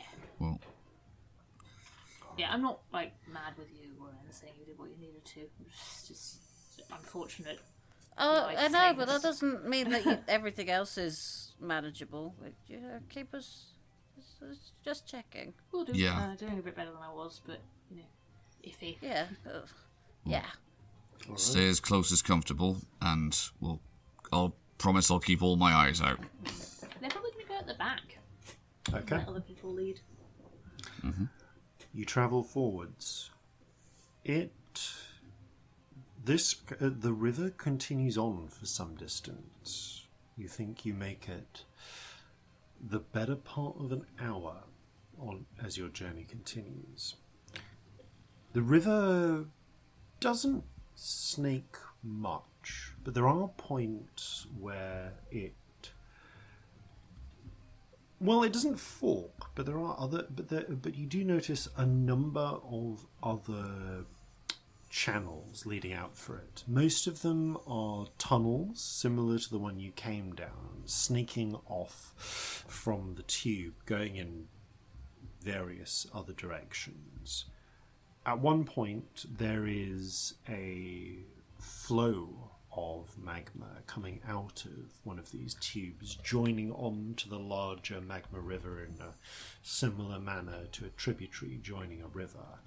But someone has placed a crude arched bridge of broken black basalt across this to allow easy travel. Yes. I have a question. Yes.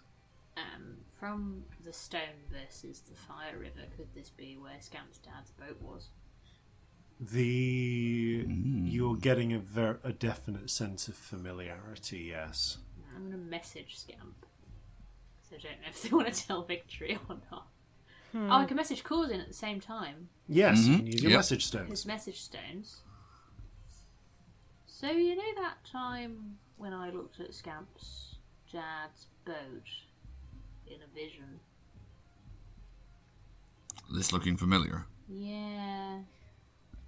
Yeah, same stone. I mean, I did wonder when, the horns and the... Yeah. Did make me Makes wonder sense. as well. Yeah. It's all a bit too... I mean, What a coincidence these days, you know? Too bloody convenient is what it is. It is, though, right? Yep. Yeah. Just, you know, Yeah. Bollocks. keep alert.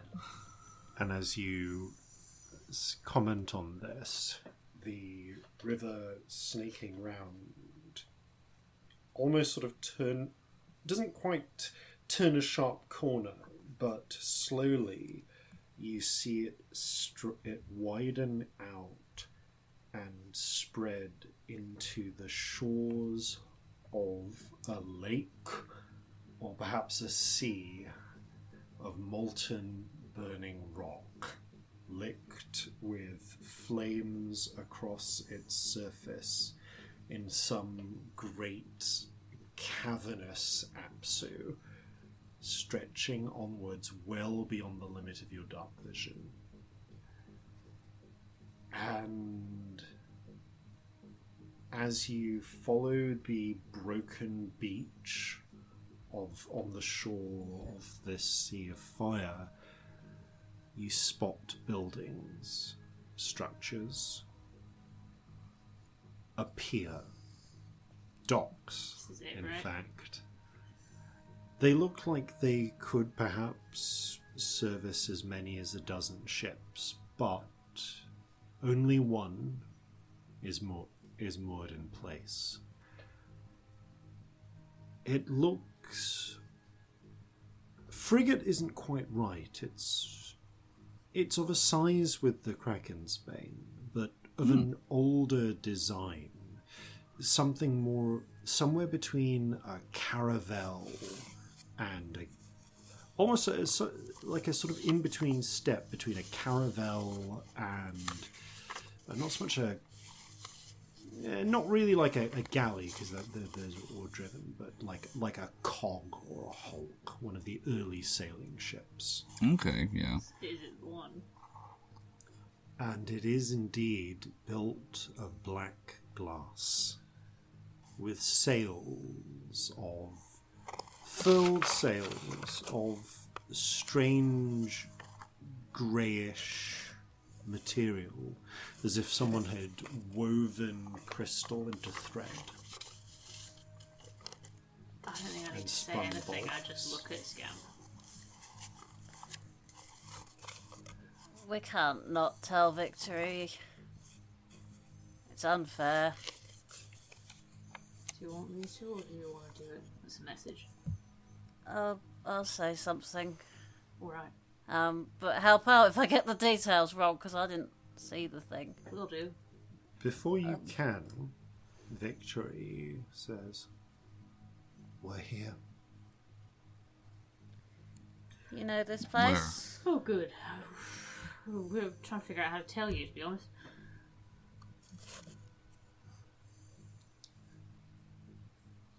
Well, I mean, where else is it going to be? Oh, you mean as in the... Right. Victory? Do you know anything about your other parent? Smooth. There's a pause.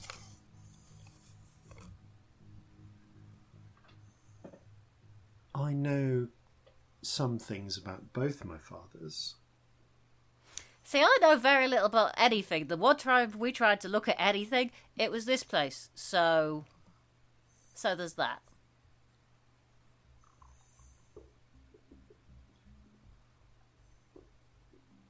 When I was very young, my mother mentioned a ship of black glass, but she didn't say a lot about it.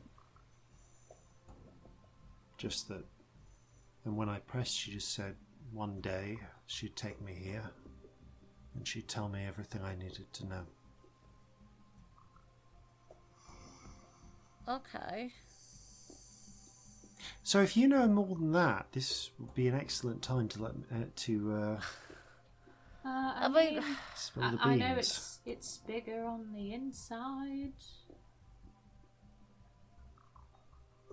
I didn't... it was a vision. Right. And yeah, it's got funny magic like you do with the bags on it. Yeah. And we didn't know until right just now for sure that this was that place. We don't know much more about that. And quite frankly, I didn't know that you had the same other parent. You might not.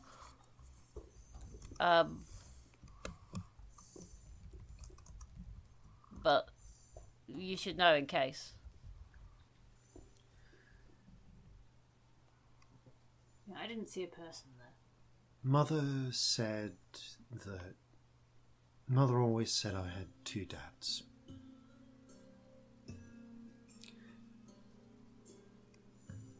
I think she meant the one who... Well, the one who fathered me and the one who fathered us. She didn't go into the full details, but... I don't know much about how science, like how it works, because quite frankly, I don't find it very interesting. But is that normally how it works? Mechanically, I'm scratching my head here, darling, if I'm honest. Yeah, I was going to say, there's definitely a magical component. Can I Oh, so she wasn't just speaking kind of metaphorically. I like that that's a thing that could happen. It's the three parents. That's a lovely way of doing things. I don't... You know, if they were all involved and weren't trying to kill us and Imagine probably evil. this exact scenario, but Vasilis has actually fucking told either of you anything, this stupid bitch. That'd be really useful right now. She fucking told either of you something. You know, for fucking safety or whatever. Oh, Blade. Yeah. You see Victory opens her mouth, then closes it again.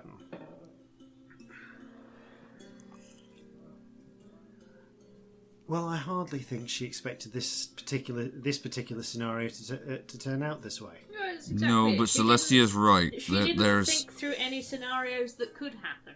Oh, I'm pretty sure she did think through a few scenarios. Well, then she should have fucking told you something so that you were prepared. Or any of us were. You asked the question, didn't you? I mean, she's fucked about with some really big magic, and she's not told either of you how the fuck it works or what the fuck the implications are. It's really unsafe.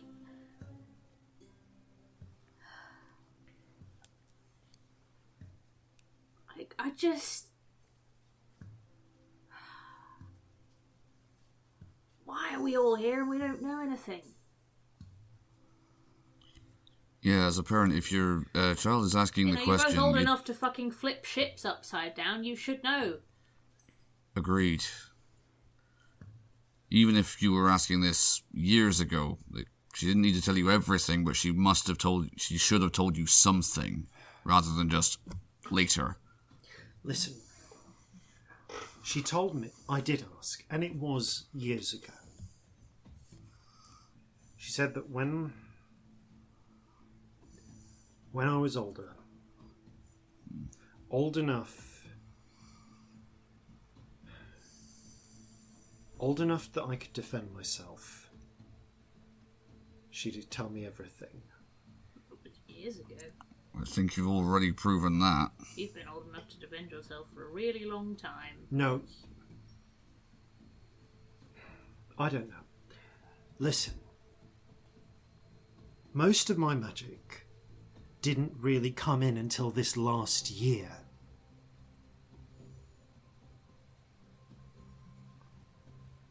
And yeah, recently I've been able to do some really powerful stuff.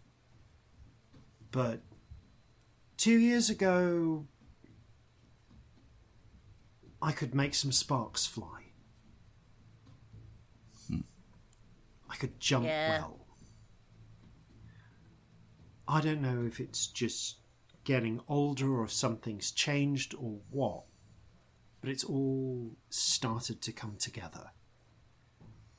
She said that she was going to tell her, that she was going to explain everything. She said that 3 days ago, but she said she wanted Scamp there as well, so she could do it all. There's at least a vague sense to that. What I know is this. I know that there was a plan. It went wrong, and she changed her mind. She said that I was more important than the plan was. But if we went out searching for my dad before I was ready, there was a chance I could be lost. Right. How do we know you're ready? Frankly, She didn't give you a criteria for that, did she? she said it was when I could prove I had enough strength of will that I was when I was confident that I was my own person, that I couldn't be easily swayed. Right. Do you think you're ready? I mean, not that we've got a choice at this point, but just out of curiosity. If you'd asked me 3 days ago, even 2 days ago, I don't know. But here, now? Yeah. Something clicked for me recently, and I think I am. Are you? No. But I don't think that really matters right now because we don't have a choice. So I'll be as ready as I am. Oh, I didn't want to hear anything she had to say anyway. Which doesn't help, but you know. Well, again, you see that she's about to say something and just puts her hand in her forehead and swallows it. Circumstances have conspired. Like it or loathe it, we've got to deal with it however we can.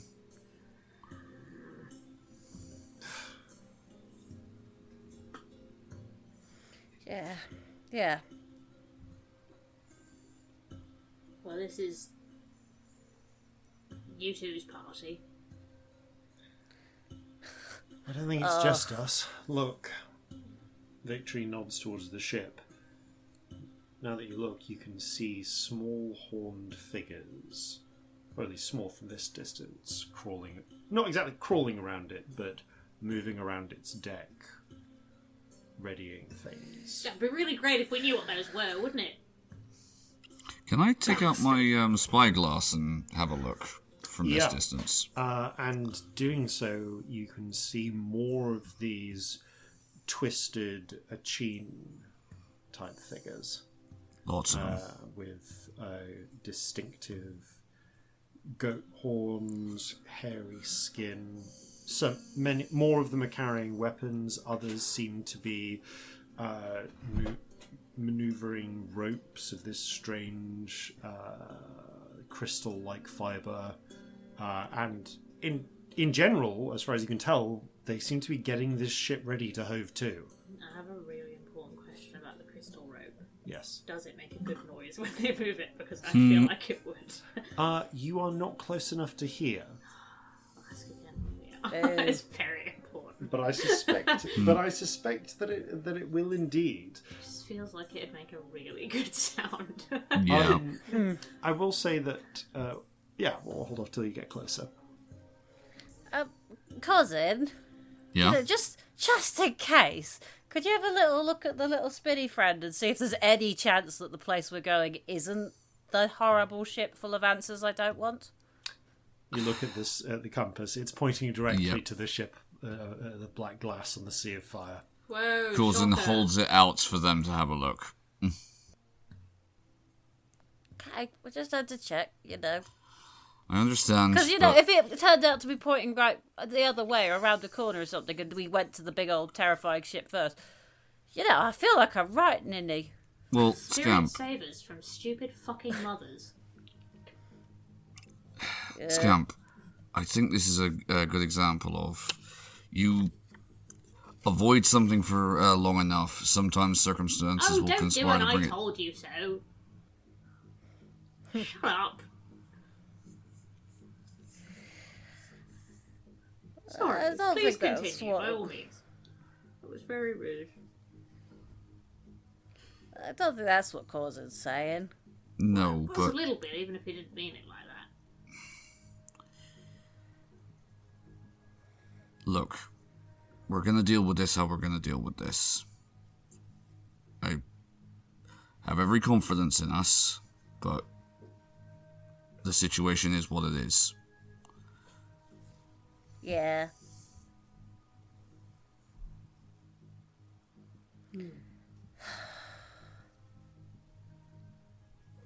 Friend, are you doing all right?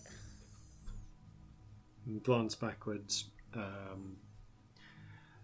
Corzin and Celestia, as in this place, you can see the three spirits of Friend, Lux, and CD.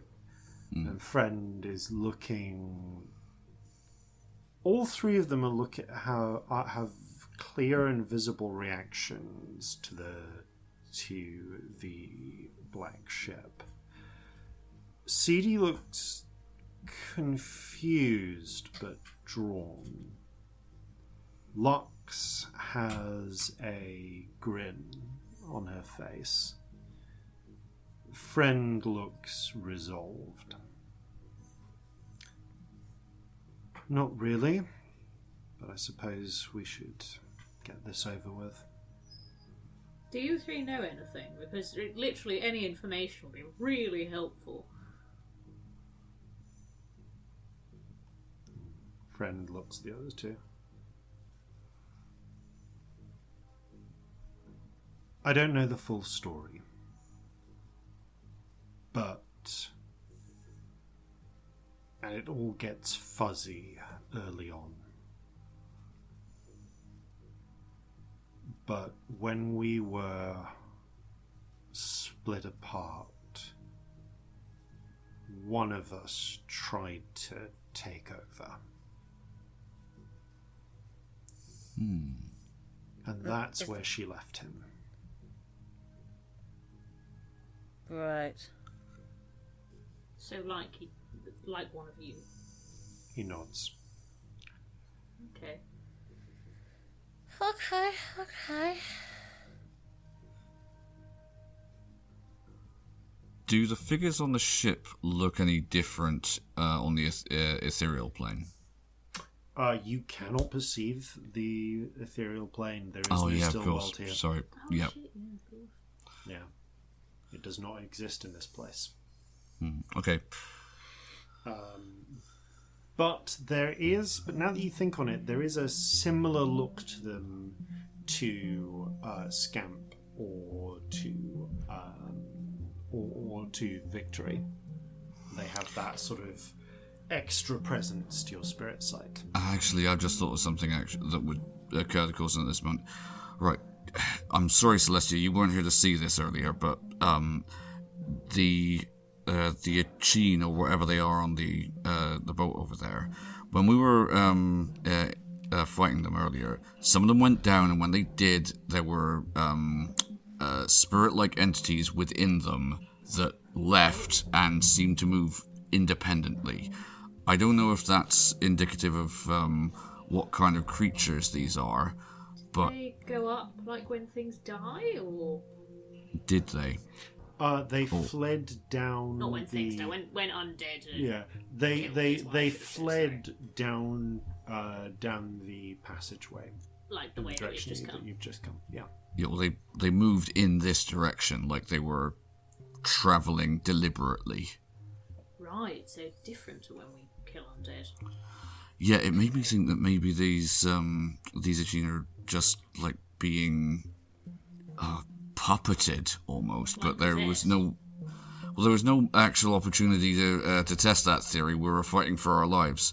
Yeah, and, I mean, clearly you all did very well because But I think possibly if we can get one on it on their own and try and do what you would normally do in order to force a possession out of a being, that might answer some questions for us. Do you think it could be like when I went unconscious that time and Friend looked after my body for a bit? I don't know, but it's possible. I mean, there is a sense to that. It would make a certain sense, wouldn't it? Okay, if it's... Alright, let's turn to Flintlocks and CD. If it's one of you, you lot can't do that to, like, multiple people, can you? You've not just been keeping that ability, like, you know... Well, they did it to the cat. Yeah, but that was a bit different. That was a cat, not a... Also, that was one being, you know? That wasn't like lots of creatures, and yeah, it wasn't humanoid. Like, is that normal for whatever you are? Or is this one, like, super scary? Friend sort of frowns on this one. Not something I can remember. Lux just raises her eyebrows, folds her arms. Well, you're gonna die too if this goes wrong, though.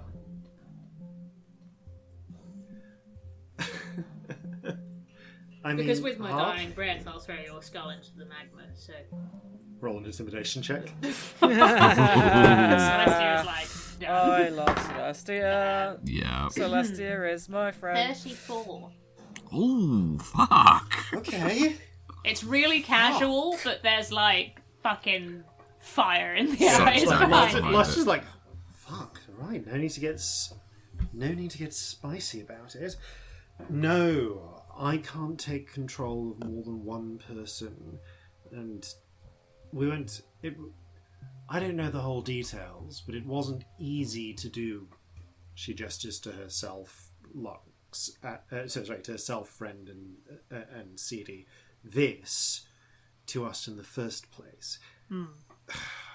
My guess is that he's probably gotten hold of some other spirits. Right. And has remembered how to put them into bodies. Which is not something any of you remember. Oh, I know how to do it myself. Well, let's put it this way: if I could have made an army of friendly spirit minions, don't you think I would have done that rather than become a fucking cat? Yeah, fair. Yep, fair enough. Yep. Makes sense. Does that mean we can get those Achene back safely, though? Oh no, they're dead. Okay. Well, they're inhabiting the vacated vessel then. I mean, I suppose maybe you could get the spirits out, but I can't promise how much of their of their poor little tortured minds are still left in there. Oh, would it be like where we found CD? There wasn't much of that guy left, right? There's not really room for two people in a body. Well, sometimes there is, but I guess not in this case, not when they're unwelcome visitors. Also, you're a sorcerer, that makes it different, doesn't it? No, I just mean there are people who are more than one people sometimes. That's true. That's different, though. That's not spirits. No. That's just people. Yeah. I've no idea how that works. All I can tell you is that there wasn't much left of that cat. No. I mean, CD, how much was left of your vessel? I don't remember. I think I feel like I ate them all. Yeah, that tracks. You'd eat yourself if it was possible. Gross. Not like that. What? I think that's kind of what I did. Yeah. Oh, well, oh, okay. Right. I'm uncomfortable. Yeah. Victory, who can hear this because they're making their voices audible, but not telepathically audible, but not see it, goes, Okay, this got disconcertingly auto-cannibalistic, didn't it? Yeah, I'm not. Oh, yeah. And I know they look like... I can't see them right now, but I know they look like me, so this is super weird right now. It's extra super weird, yeah. Yeah. I have another question. Do you three know anything about that one? I point at the boat. Like, just anything, any memories. CD. He's mean. Right. Friend. He really is just a prick. He is the worst. Lux. I like him. He's the only one. Oh, no. He's the only other one of us who actually had any fucking vision. Fuck's Okay. sake. Prick with a vision. Got it. Says the one with the eye on his dick. Yeah. I hate that you made that joke, but I'm glad someone did. I mean, it was funny. I'll give you that. Yeah. What was his vision? Do you remember? Not the dick. The the spirit. What was the other? You said he had vision. What was it? I'm not talking about the eye dick. You know what I'm talking about.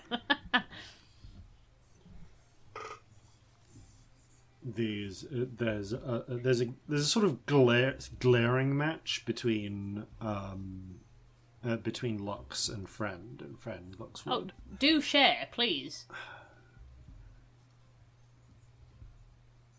He wanted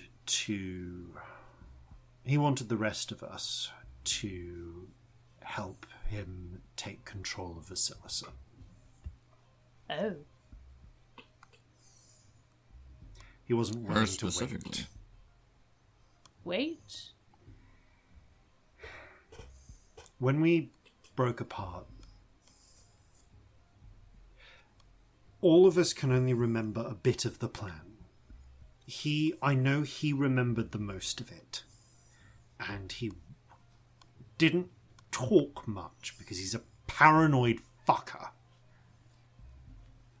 But he said, if we wanted to stick to the plan, then we didn't have time to wait. We couldn't trust her. We needed to take control. Not all of us agreed. He glances to the side for a moment, towards Scamp and back. His planned rebellion didn't work out.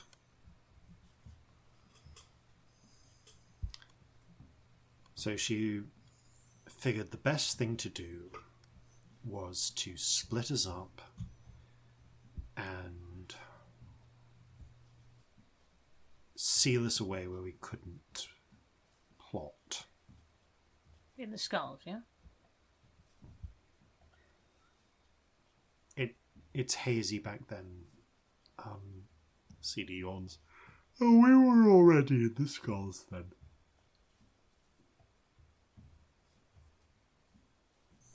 Right.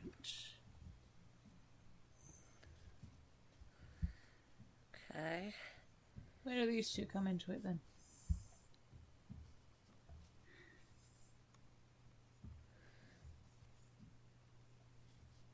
As I say, I don't remember everything. But I know that there was only meant to be one. And I know that they were the crux of the plan. But that things didn't fall out the way they were supposed to. Because I got murdered and that. Before that, Oh, good. when you were... When she was pregnant, when you were still coming into existence, Right. it fell apart before then. Back when that was happening, before you were born. So she had to try again, and we got victory. Because I didn't work. Victory raises an eyebrow. Well, that's a refreshing insight into my existence. Likewise, Um, I hate her. but in order for us to be a thing, it used up one of the skulls or something. Was that right? Because I've got this one, what's empty.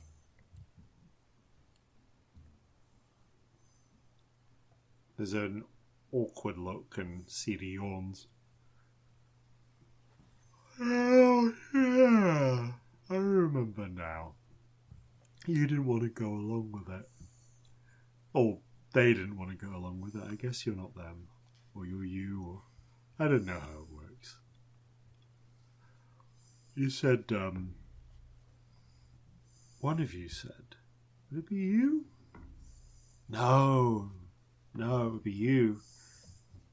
Seen literally only by Corzin and Celestia, CD points to Victory.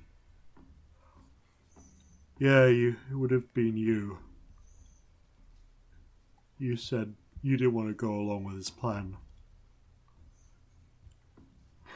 I do actually, say he's pointing at Victory. Because I know that you two can't see. Yeah, of course, and we'll confirm it. Okay. Right. Yeah, I remember. Francis, I remember now that one of us stepped up and took a stand against him, said that we needed to give you time to grow up, to be your own person. He didn't like that. Yes, he didn't like that because it was a stupid fucking move. That wasn't the point.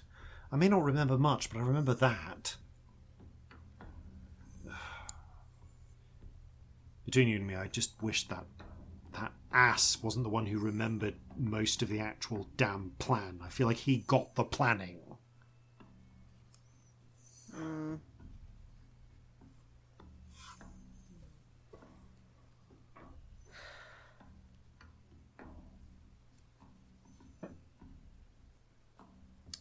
At the end of the day, if we want to know what really happened, we're going to need to get in there and speak with... Yeah. Speak with the traitor. So I suppose you got a name or anything. Like, we could send some sort of message over there, but if we address them with hello, traitor, that's probably not the best way to get off the... Oh, I like that. Let's do that instead. We gave ourselves names, or each other names.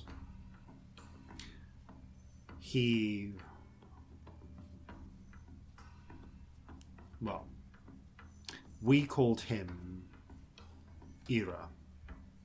That was the one name that felt right. He called himself a different name. I don't want to talk to this one. And me, a different name as well. What did he call himself? Our name. Corzin, the Goat Lord. Right. Oh dear. Sorry. As if you actually are the Goat Lord. All right. You said that so many times, bullshitting. Yeah. I mean, that is literally what our family name... Victory. That is literally what our family name translates to. Yeah, but I don't know my family name. My family name is Friend, so, you know.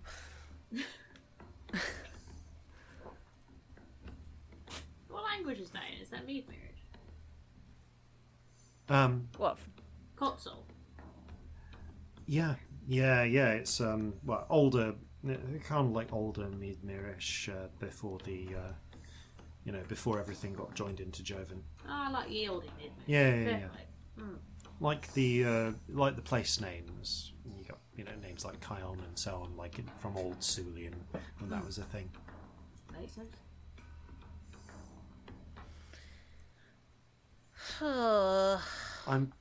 I feel like we've been standing around here long enough that the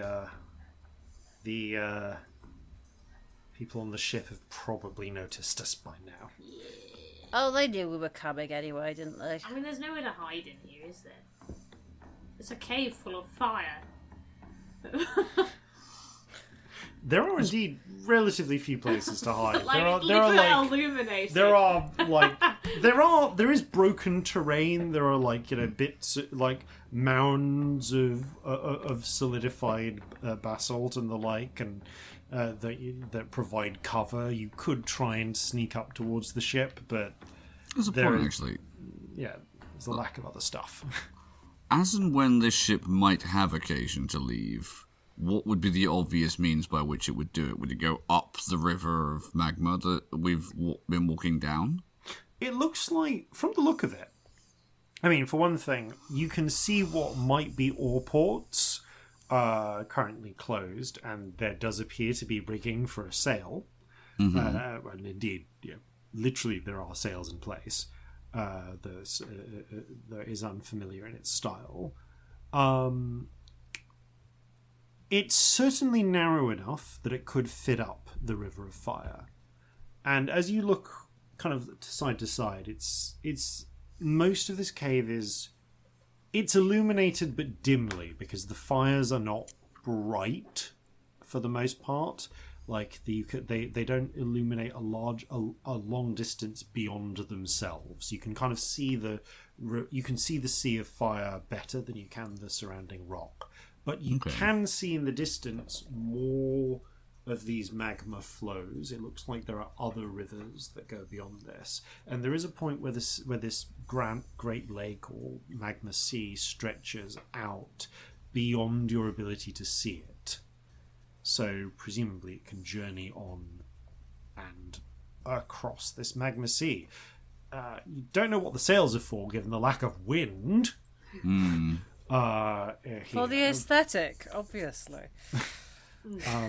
There is presumably but it presumably has some means of propulsion. I mean, we know what Scamp and Victory can do. Minor problem. There's no wind down here. Yeah. Very true, actually. Yeah. How far away is it? I'm going to say at this point it's probably about 300 feet away. Oh, sweet. We could just message one of them and say, "Hey, is the prick there?" Whatever the name was, and say we want to talk. I mean, I don't see what harm that would do. Like, if this person is already hostile, what is there to lose? All right. Yeah. They've I guess probably seen us anyway. Yeah, that's the thing. They definitely know we're here, I assume. It's kind of hard to believe they wouldn't. We haven't seen them carry anything more long range than a spear yet, have we? Peering through the spyglass, they certainly don't appear to have any sort of firearms. Okay. There are some of them with bows. Now that you look in the distance, it would appear, and there are actually some armaments on board the ship, not cannon, but you do see some what appear to be ballistae mounted. Mounted on the aft castle, and something that has it's mounted on a swivel, and it feels not unlike a swivel gun in its build, but it appears to be some sort of long black glass pole. You can't really make out more details than that, but it appears beyond the fact that it seems to be designed to rotate and be controlled by someone holding it, like swiveling it in position. Alright, so they may have range on us. Yeah, but they know we're here, and they haven't immediately shot at us, so... That is something. Right, any thoughts on what we should say? What do we want? We want to talk. The chat, yeah. Hey, we think we might be related to your boss. Can we have a little chat, please? I can. I mean, fuck it at this point. All right. Right, I'll just pick one then. Pick one at random, send the message. After a pause, you hear a reply return. In Infernal. Lord Kotzol extends his invitation. Come aboard. He wishes to speak with you and yours. Right. Well, they're not shooting. Yeah, I mean, that's not a shot fired. Worth a try. Yeah, I mean... kind of want to ask if he'll come out here, but it seems very unlikely, doesn't it? Come out here, darling. No. So is he your dad, or... He's not, is he? That's not how this works. Sorry. I don't know anymore.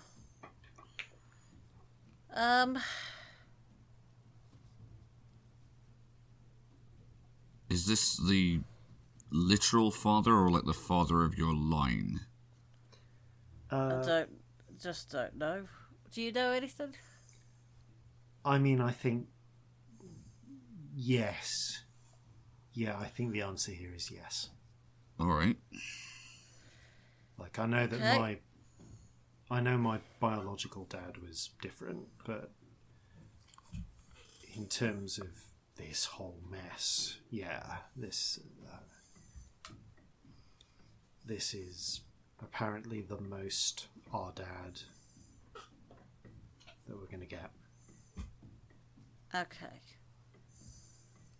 And this arsehole who is a like friend and things. Is he like?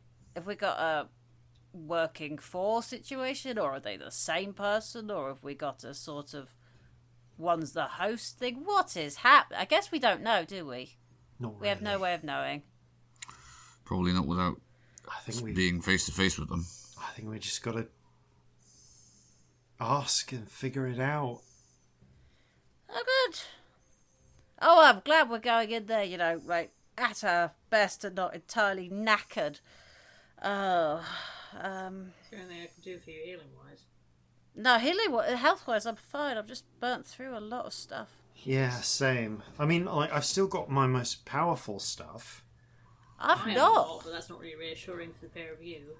I've got one big thing left, and I'm holding on to that in case we need to leave. But we already did that once today. I mean, you can have my pearl if you want, darling. I look at Scamp. It gives you a third level. It gives you something sort of middling. The trouble is I've already used my 7th today, so Yeah. that's the scary thing, because we already teleported once today. We did do that. Yeah. We have not slept in far too long. It's been a while. It's fine, don't worry about it.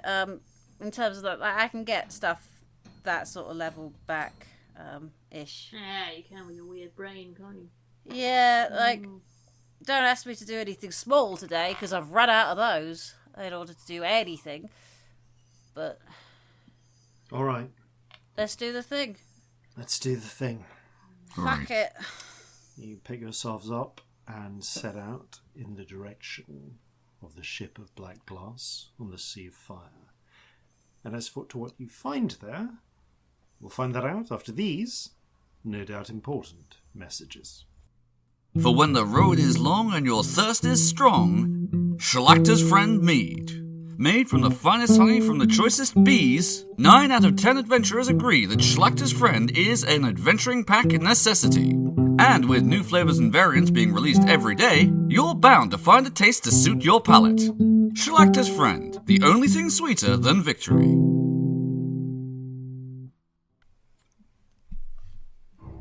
And welcome back. It's time to head into... It's time for you to head onto a new ship. As the four of you plus pets make your way along the shore of cooled black molten glass, you find yourselves approaching the pier, which leads out to a ship of smooth black glass, with, it appears, sails composed of a similar material, perhaps a very finely woven black glass strands. The ship is curious in style. It's ostensibly about the same size as the Kraken's Bane, maybe a little larger, but the style is somewhere between a caravel and something that would be more at home in the days of Tyre, of old Tyre. Something that would be, if you kind of think along the lines of Phoenician or Roman ships in our time, in our world. Okay. You're in the right, they're crossed with a caravel, and then you are in the right broad sort of layout. Okay. There are certainly ports for oars to deploy from, though they are currently closed. And there are also sails to capture the wind, though there is not exactly a lot of wind down here. There are certainly air currents, but they're more a case of rising air from the baking heat of the magma sea. The ship is most certainly crewed. You see dozens of demonic figures awaiting your arrival, making to as if to get the ship ready to depart. Again, they all share a similar mien to those you encountered before, the looks of half-transformed Achene in various stages of transfiguration, each of whom bear the distinctive curled goat horns and varying shades of red or purple skin. They do not attack upon your approach, and indeed you can see that there is a small escort of about 12 awaiting you at the gangplank. One of them calls out in Infernal. "Welcome. Lord Corzin is expecting you." Which, admittedly, only Scamp and Victory can understand. Was that like a good thing or a bad thing? Yeah, We're expected. Wait, doesn't it translate as like Goat Lord? Did you say Lord Goat Lord? Lord Goat Lord? Is that what just... Anyway, I think I'm getting distracted by things because this is horrifying. The word... like, there's a matching frown from Victory. He goes, "Yeah, it was a different word. Like, maybe... But, yeah, there does feel like a degree of redundancy. Yeah. Like if you're like hill or whatever, that sort of... What? There's plenty of places I've been to that have like a word that just means river for the river. Yeah, exactly. In the Underdark, there's at least one cave. But it's in Elvish, so it sounds nice. And it's like two different words for cave, so, you know. Are they different types of cave? Yeah, it's like a few words for cave in that makes sense. In Dark Elvish. They don't really translate, though. It's all just cave in Joven. That's fair. The demons are giving you a somewhat reserved, flat sort of look. They clearly have no idea what you are saying to each other in Jovan, so they assume that you're like they clearly must assume you're discussing strategy or amongst yourselves. That's probably for the best. It's like the Assyrians have like 30 different words for rain. That makes sense. We should really go on the ship, shouldn't we? Yeah, I bet they think we're talking about something actually important, and we're really not. We're just stalling. No, very much not. We are very much delaying. Also, now there are canonically loads of words for cave in Dark Elvish, so enjoy that. Makes so much sense, though. You got to distinguish. Yeah. As you step forwards, the guards sort of flank you and escort you up towards the ramp. It's what appears to be up the gangplank, and then you can see up on the deck there is a ramp that descends downwards into what would be the cargo hold. But as Celestia's errant visions of the future have demonstrated before, not all is what it seems. As you descend the ramp, the interior you find expands outward, past the apparent bounds of the ship, into a cavernous hall, wider and longer than what you could see from the outside. The cavernous hall seems to be composed largely of smooth black glass or stone. You would think at first perhaps basalt or obsidian, accented by countless designs in silver and gold. The hall is perhaps 60 feet wide, 60 feet high, and twice that in length. That's big. Yeah, you are walking down a lengthy ramp to get to the bottom level. Do I remember this one? You do, though you only got fragmentary elements of it. It is dominated by a complex assemblage of moving parts up above that slowly shift and rotate across the arched ceiling, performing a graceful dance of clockwork around a set of inverted black glass spires at the far end that reach down towards a throne of dark crystal and mithril, itself raised up on a black glass dais towards the end of the far end of the chamber. Not all of the parts of this ceiling machine look unified. Some are different colours. There are pieces of white cloudstone or mithril moving incongruently through the mix, and you spot 6 brightly glowing gemstones anchored into the mechanism, popping into and out of view as the massive machinery rotates. The gemstones, you note, are actually sealed in part behind casings of thick black glass. So only a relatively small portion is exposed, and not all of them are visible all of the time.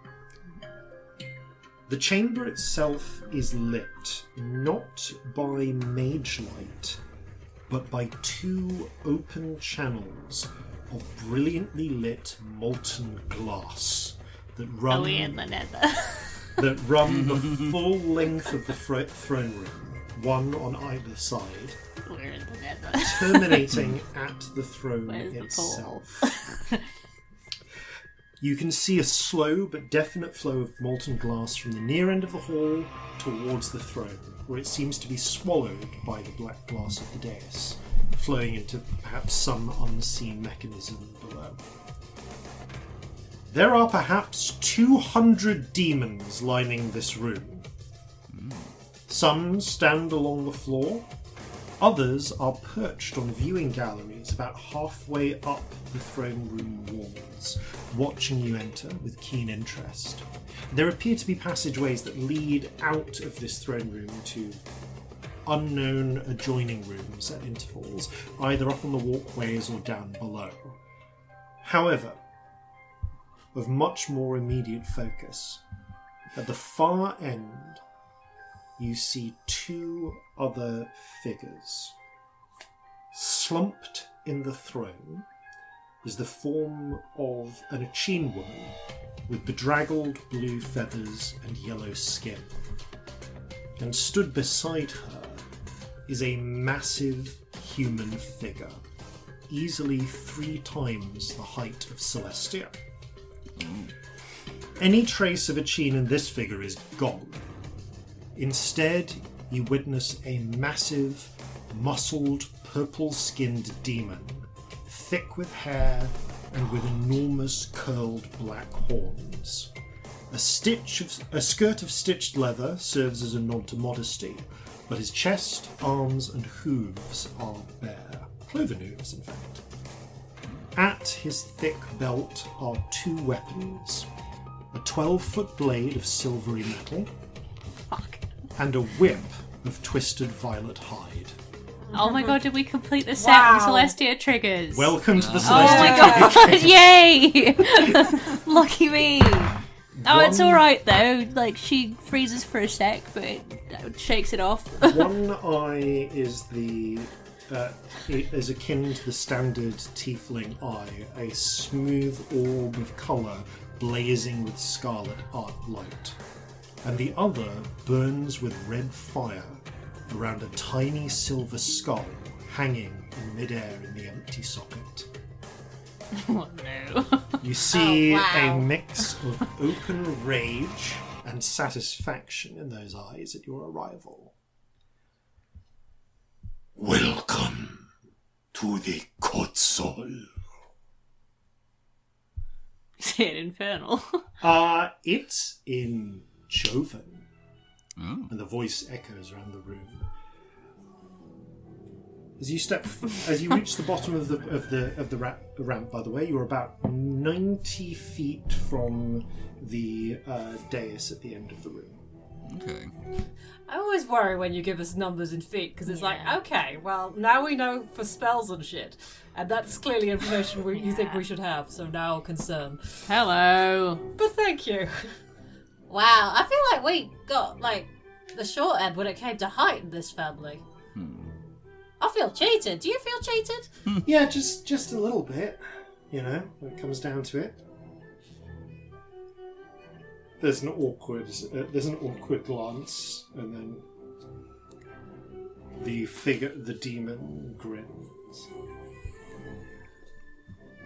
Please, come closer. I have been awaiting your arrival. You know, if you actually want someone to come closer, you've really got to make it That's less like the fucking worst, terrifying. That was the That worst. is like the worst way you can say it. We could introduce ourselves. It's going to be awkward if we're conducting this conversation from opposite ends of this room, isn't it? Yeah, it's a big room, but do you know your boat's bigger? Like, the outside of your boat is small in comparison to the inside. You might want to get that looked at. Kind of assumed that was the point. It's all the wrong sizes. It's weird. Yes. I can I know see that's you have a tongue on you, though given your company, I am hardly surprised. He looks past you, Scamp, at what Celestia and Corzin you can see is Friend, CD, and Lux. Oh, okay. CD is looking a little nervous. Lux looks kind of excited and down for this. Oh, good. And Friend has a very Worrying. grim expression on the facsimile of Scamp's face. Okay, quietly, Corzin is going to inform all of his companions that he can see Friend and the others. We are, darling. I think we can see that. Well, I can't. Can you? Are they not visible at the moment? So they are visible to you. Sorry, retcon that. That's right. I want to clarify. I got it wrong in my brain. Spirit sight wise, they are visible because they can't hide in the. They cannot hide in the in the still world. The still world does not exist here. Sorry, that was my bad. that's I fine. got that wrong. So they are spirit visible to you. Yeah. But they're not to. They're not, and they are deliberately being audible to all of you, but they're not visible to Scamp or Victory. No, I got that wrong in my head. Yeah. I knew that they were visible differently, but I put it as everyone can see them, which is wrong. So I never get to see anything. It's not fair. Yeah, Scamp only gets to see them in weird dream sequences. The figure calls out. To. Actually, no. The figure doesn't call out. The friend calls out. Ira. It is Corzin Horhace. Rude. super rude. Yeah. Again, you're really not selling this come closer thing. Yeah, like, I admit, yes, doing the whole being slightly flippant, because this is terrifying, let's not get that wrong, this is awful. But you're not doing a good job of making us, you know, feel like we can maybe have a conversation sensibly. He begins slowly stepping forward. Just to add to the defense flippancy, what Celestia is doing is ab-fabbing it up in the background. There's a pipe of tobacco going and just looking aggressively casual. Blowing smoke in demons' faces as they walk past. He continues to... He speaks, but slowly begins walking down the dais in your direction. I have to admit, I had expected that I would need to go searching. But it seems this family reunion has come to me. There's a narrowing of the eyes and a glance side to side. Avari. Where is Avari? Who's that then?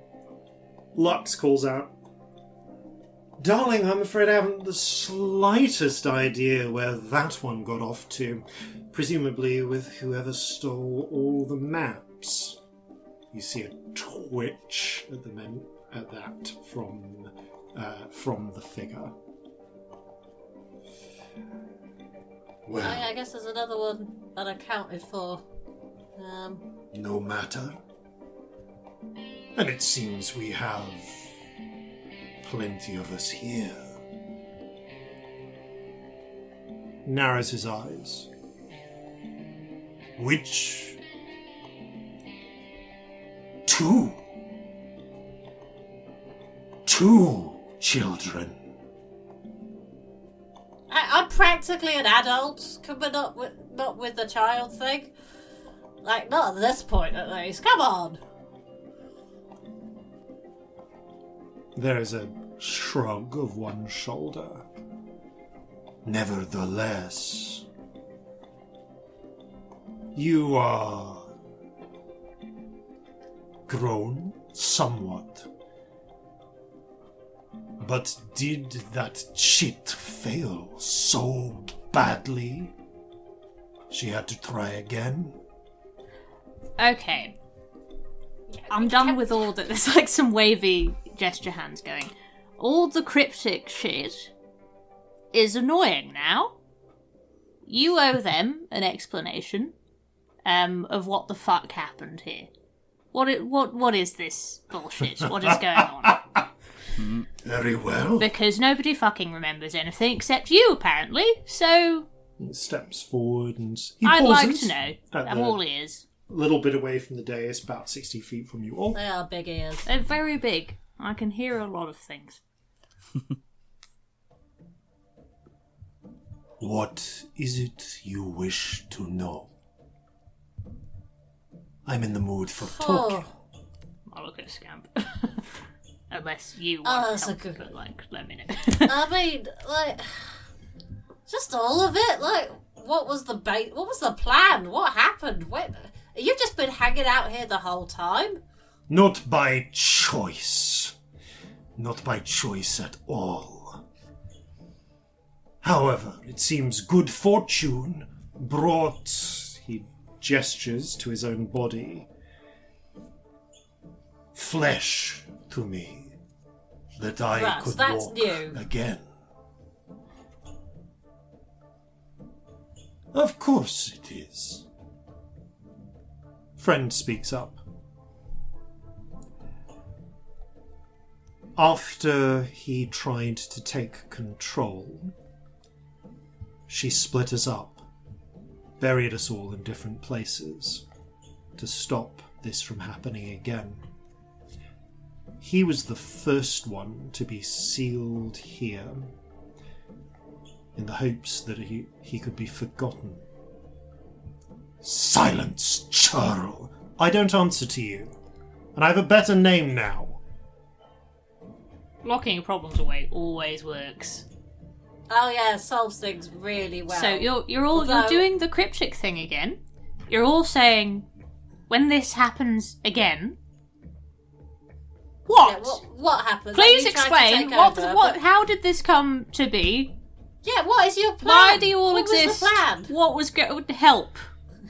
Yes. We're all very tired. Please explain. Yeah, I'm kind of down for this as well. Could Yes, I'm sorry. I know this is family matters. Please talk over me if I'm being too loud here. But sometimes we need somebody to be really blunt and annoying, and I'm good at that. And also, Mum said there was a plan. Yeah, what was it? None of the bloody voices that Scamp's picked up. Hi, this is Scamp. I'm Victory. Victory Hi. fucking Kotzol.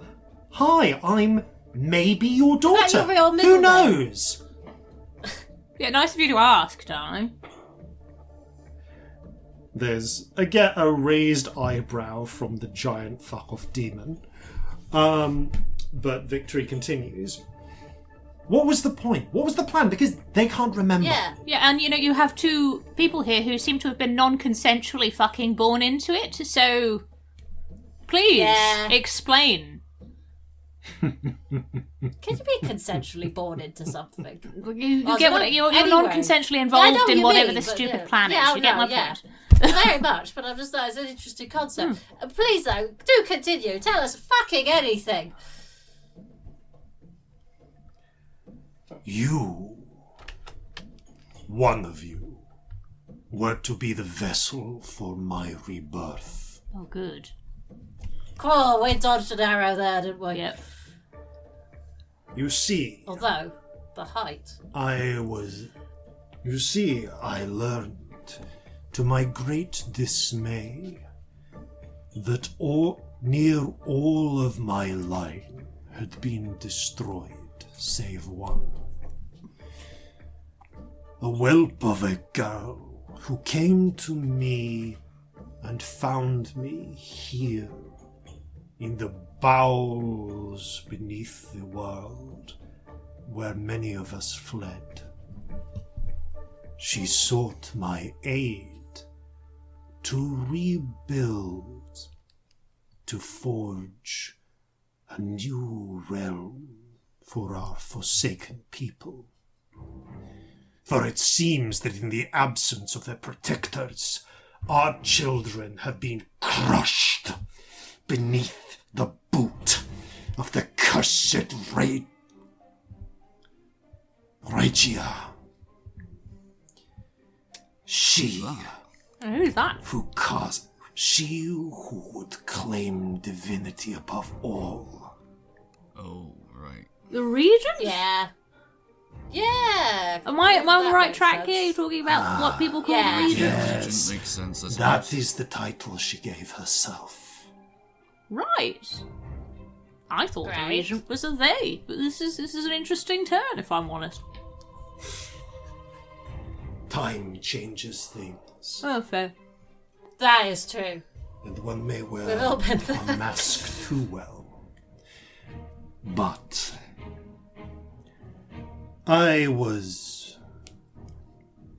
I don't quite remember how I felt about it. We were bereft, says friend. I remember the rage. Of course you do. Yeah. We wept. We wept for what had been done to us, to all of our children, all of our line. Ah, yes, we swore vengeance. We swore to save them. It is the same thing. To you, perhaps. So it was not Olga, it was the Regent. Olga. A hag. Please don't tell me Olga is the regent, It because seemed- I can't handle that. I'm going to throw myself into that lava if Olga's the Regent, to be perfectly honest with you, darling. Lux cuts in. Darling, I think it's perfectly clear that the line of Corzin was already on its way out when that wretched little hag dealt the killing blow. She finished the last couple, Okay. did she? Okay. Cool. Great. Sorry, I'm That's just a lot making sure that simpler. we have some fucking facts. That's all. Please I'd continue. like to, if we're going to kill the regent, I'd like to do it knowingly, is what I'm saying. I'm not for or against the idea at this point, but if we've accidentally done it, then I could do with knowing. The regent, as you say, is far beyond. There's a twitch again in Ira's expression. Far beyond any of us to fight as we are now. As we were. For that is the part of the riddle of flesh and spirit. There's a pause. You see,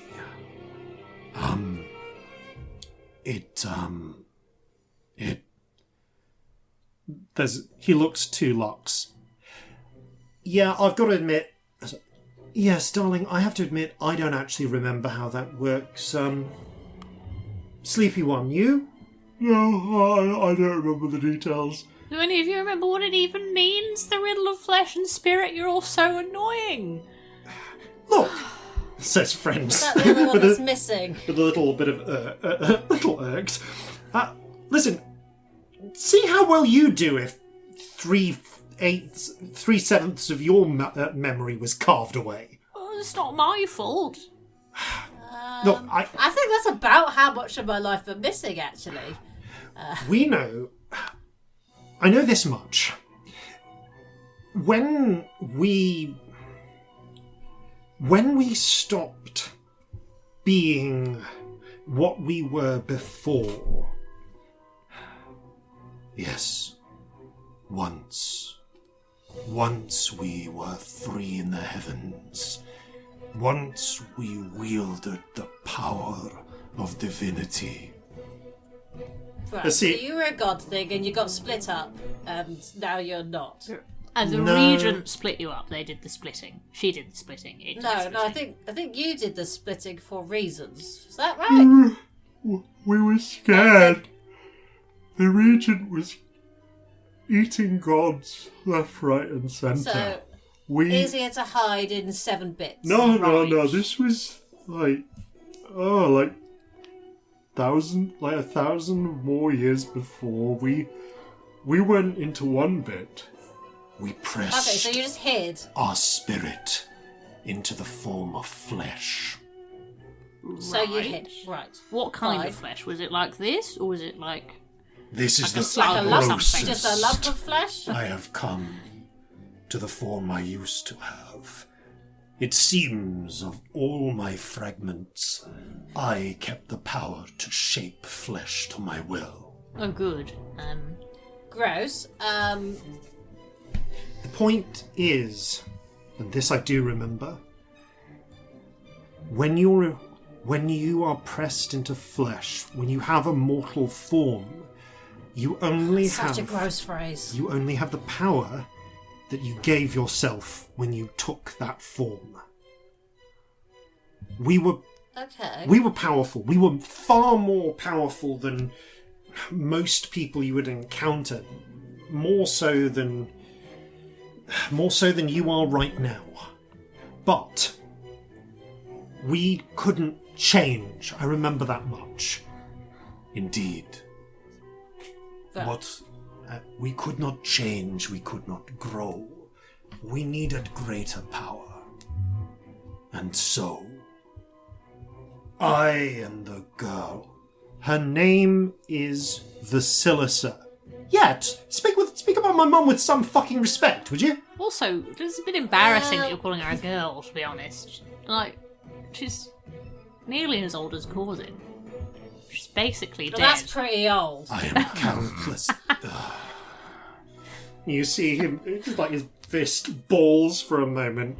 Lux, to this view, spirit sighted, starts just chuckling into her hand. What's the point, though? How long have you Celestia's been doing the here? same thing, weirdly. What? How long have you been here, in this place? There's a pause. We first hid. I first hid in these tunnels with my faithful centuries ago. But we left at the girl's behest. We ventured around the world, seeking a way to rediscover my strength. And you were all one thing at this point. Yes, I was not this broken form, but whole. Alright, yeah. Yes, would have done, but cool. Carry on. Very dramatic, isn't it? We ventured through the ruins of those who came before, back to the ruins of the first cities. And then we discovered the truth. And we learned that all we sought, power, weapons, secrets, more, could be found within the Cirrus Citadel. But those cursed giants sealed it, so only one born with this spark, what those they call these days a sorcerer, a source of magic, could enter. Right. And in that, So, we saw a way to rekindle my fire. I was too great to fit into a single mortal form. Too much of it. yeah. Sure. But in the lost city of death beyond death, we found a way to carve my spirit into 7. We planned a sacrifice. 1/7 of myself would be given up, would serve as a seed to a new mortal form, born of flesh, with spirit within it from its very inception. Not the possession I take now, but a true union. One who stands between. And then, when the time was right, we would return here. He gestures up to the machinery, where my form would be recombined, and all parts of me would exist again. We came so Right. close last time. Those of you who can see Friend, you can see has a very... We've kind of passed disapproving into just openly hostile expression. Right. on his features. Compared to Lox, who again is now looking at the throne with some intensity. I have a question. Ask. Where did a child come into this? That was they had sacrificed one of the skull parts to make a child, Right. because that's the only way to make a sorcerer, I guess. Right. And they had so much fun doing it, they thought they'd do it twice. They thought you were dead, though, didn't they? That's what happened. Yeah, no, I got fully murdered. You got deaded. I got very deaded. Maybe so that is fine, why I got- there are two of you. It's alright, I got better. Yep. Maybe I hate Vasilisa. I mean, what was the plan eventually when you put all the pieces back together? What would happen then to the child? The child would become me. Right. All that I would the was child still be would be like, reborn. Okay, but like you've got a different personality to me or Victory or any of these. Am I gesturing to the right area? Is this where they are? Left a bit. Yeah, that's it. There we go. Okay, these lot here. Like, these are different people. You put them all back together. Who's left? Which one gets to stay? Or is it all of them and none of them at the same time? You know, I'm not actually confident that there's something in this world that makes me angrier than people expecting a child to be born into some destiny that's outside their fucking control. Like a child being born and inheriting some sort of legacy that they never signed up for, and everyone sort of grooming them for it for their whole life. I'm not sure there's actually anything in the whole of Calcinea that makes me more incensed than that as a concept. What the fuck gave you the fucking right? The right of godhood. I don't care if you're a Right. fucking god. 1/7 of. You still don't get a child's life.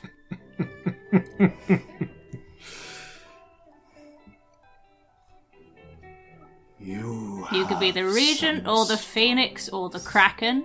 A child's life is still not yours. Also, not really a child at this point. You get my point. Oh, I sort of am. Yeah, no, I know what you mean. He wasn't even willing to wait for that. No, you said you wanted to rush the plan? What were you going to do? He tried to force Vasilisa into the machine to take control of her temporarily and begin the process while she was still pregnant. The rest of us... There was a struggle. We managed a split between us. Some of us sided with her. Others, there's a glare to one side, felt that the plan was worth carrying out. But would that even have worked? I thought the whole point was you can't fit all of you in one person. Like, what possible chance would an unborn fetus thing have? What can I say? Darling Era here was always very impatient about these things. I said we should have waited until you were 3. I was a very competent 3-year-old, probably. Would you have all been a 3-year-old, or would you have still looked like a 3-year-old? Sorry, Or would we I be know it's a bit of a tall weird like question. this one? Would it be like a 10-foot 3-year-old? Because that's a problem. Or would you have had to be 3? Would this person that you were have been 3 years old and had to have grown up? There's a... Did you think through any of this? The fact that you might have had to be a baby? Let's just stop there. Did you think at all? You can see there's a sort of slightly... There's a sad, kind of resigned look on Victory's face. She's pinching the bridge of her nose. You can say it, darling. It's alright. If you want.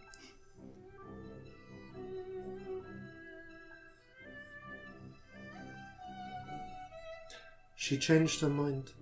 You know that? Yeah, I'm glad. No. I get it. The plan was a child as a sacrifice. Maybe to take us out, to take me over, or you over, when we were young. To create a vessel. Lux cuts in. I mean, really, darling, when you're young is the best time. If you're going to do a child sacrifice, you might as well do it before they start learning things. Could you shut the fuck up? Oh, yeah, that. But she was still going to do it eventually, though. Also, right? she was When committed when enough she that thought she you went were in for ready another to- go. No. That's what she's been trying to prepare me for. And To, I like, didn't see it until Be the thing that was left? No. To not do it at all? To win. She looks at you intensely, Scamp. I mean, it's in your name. You have done it. I've listened to the stories that I've talked to your crew. I've listened to your stories. But the fragments that you carry with you, they're not in control. Yeah. That's our power. They could have been if their plan had gone ahead, if they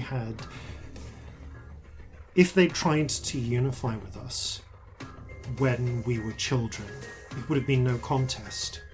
That's why they wanted to do it then. And that's why she changed her mind. It's why she was trying to stop me going for it until I was old enough, until I was strong enough. Because we have the advantage. They are just spirit. And we are both. If we could draw upon their knowledge, their power, the way that you do. And he knows that, she says, looking up at Era with a some slightly vindictive, kind of angry, but also triumphant look. She was trying to make you the capstone, not just the mortar. Exactly. Because I know you don't believe this. I don't know... She looks at you, Celestia. I don't know what your deal is. You've got some shit, and you are welcome to it. I'm not doubting your anger at all. But you know what I asked that mirror? Go on. She smiles. If I gave it all up, if I came back to her and said, I don't want this destiny, would she still love me? And the answer was yes. It's my destiny. Mine. Not hers. Not anyone else's. Because for as long as I have lived, as long as I have seen my kind, other tieflings in this world, we have been ground under the boot. And Scamp, I know you believe we can talk our way out of these problems, and maybe we can.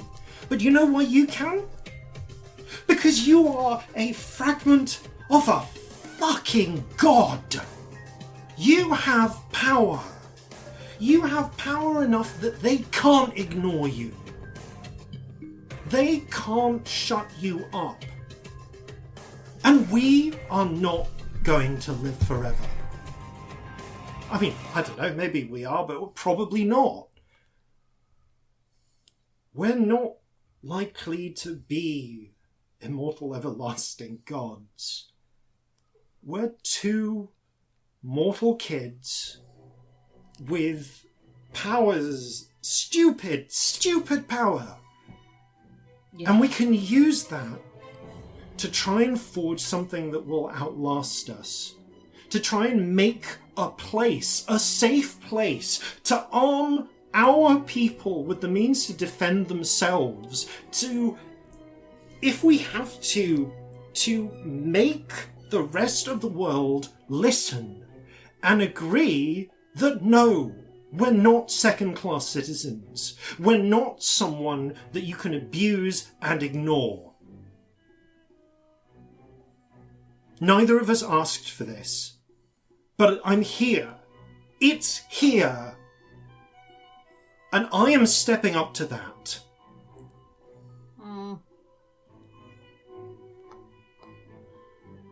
That's your plan then. Rule and keep people safe through fear. No! Violence and yeah. No! No? Yep. Okay, I'm just checking. Because that's what it sounds like right now. When you say make them listen, are you going to talk or are you going to fight? Or both? Can 'Cause you? I think Both. probably... It needs to be both. If you just talk, they'll ignore you. If you just fight, they'll call you a conqueror and a monster, and they might do that anyway. But I don't want to hide. What happens when you... Yeah, no, don't. Because we know what happens when one group decides that the safest thing is to lock themselves away, say, underground, and because they're all powerful and they're better than everyone else. We know what happens at the end of that. Their cities burn down and they all die. That's what's going to happen underground. We know that. Let's not do that. But we've also seen what can happen, like, on a small scale when you help people, you be part of something, because there are places where it's changing and it's getting better. And we don't do that by burning down their cities or shouting about how great we are. And we don't do it by working with this fucker. Look at her. That isn't going to persuade anyone of anything. All that does is, you're right, we're mortal. We're going to die eventually. And if we're the thing that's keeping people away from hurting tieflings, as soon as we're gone, that goes back to what it was. We don't do this through fear. I also don't think we can argue for no violence, because we've been part of too many revolutions for that. I mean, have you seen how we've... There does come a point where talking doesn't do it, frankly. No, sometimes you've got to drop a ship on another ship. And I hate it. But let's face it, you're right. People listen to us because we've got power, and our power is... Most of it isn't about making things or fixing things. It's about breaking things. And that sucks. I hate it sometimes. But it does get stuff done. And yeah, Celestia, I get what you mean about kids and not having... I don't want a destiny stuck up on me, but that's bad. But it's also like, it is a responsibility. That's what I see. Not a great destiny, but you know, we're here for whatever you choose to do. You don't have to justify it. I know, but I don't have to, but I want to, because I want you to understand why I do things rather than just doing it because it's what I'm doing. So long as it's your choice, that's the important thing. I think it isn't really, because it's not a choice, is it? I could walk away and I could go be a hermit. I could go literally anywhere once we get out of this place, I think. I could just go away and hide from it all, and that would be a choice, but it isn't an option really, is it? The options are protect people, and not just tieflings, everyone. But I don't think this fucker here, I don't think he's got the world's best interest at heart. I don't think we should entirely reject this destiny, but I also don't think we should fully embrace it, because I quite like victory. I don't want you to be whatever you'd be if you did lose yourself to these things. I have no intention of losing Oh, myself yeah. Oh, I know. to them at all. I know you don't intend to, but I didn't intend to do a lot of things. She looks up at Era. I don't know. Actually, no. No, I do know how I feel about this. I think that you did... I don't know if you did a shitty thing or not. I really don't. I know that you were planning to do some pretty monstrous things. And I know that you did it to try and save everyone I care about now. I know you tried to do monstrous things to save a people. They're not cool with that. I don't know. I wouldn't do it myself, I don't think. But I get why you did it. It's also fucking clear that whatever is left of you here is maybe not the best person to try and save our people. And maybe when you were whole, maybe when you were Kotzal the Goat Lord, you were the right person. Maybe when you had whatever the calm sounding one, friend's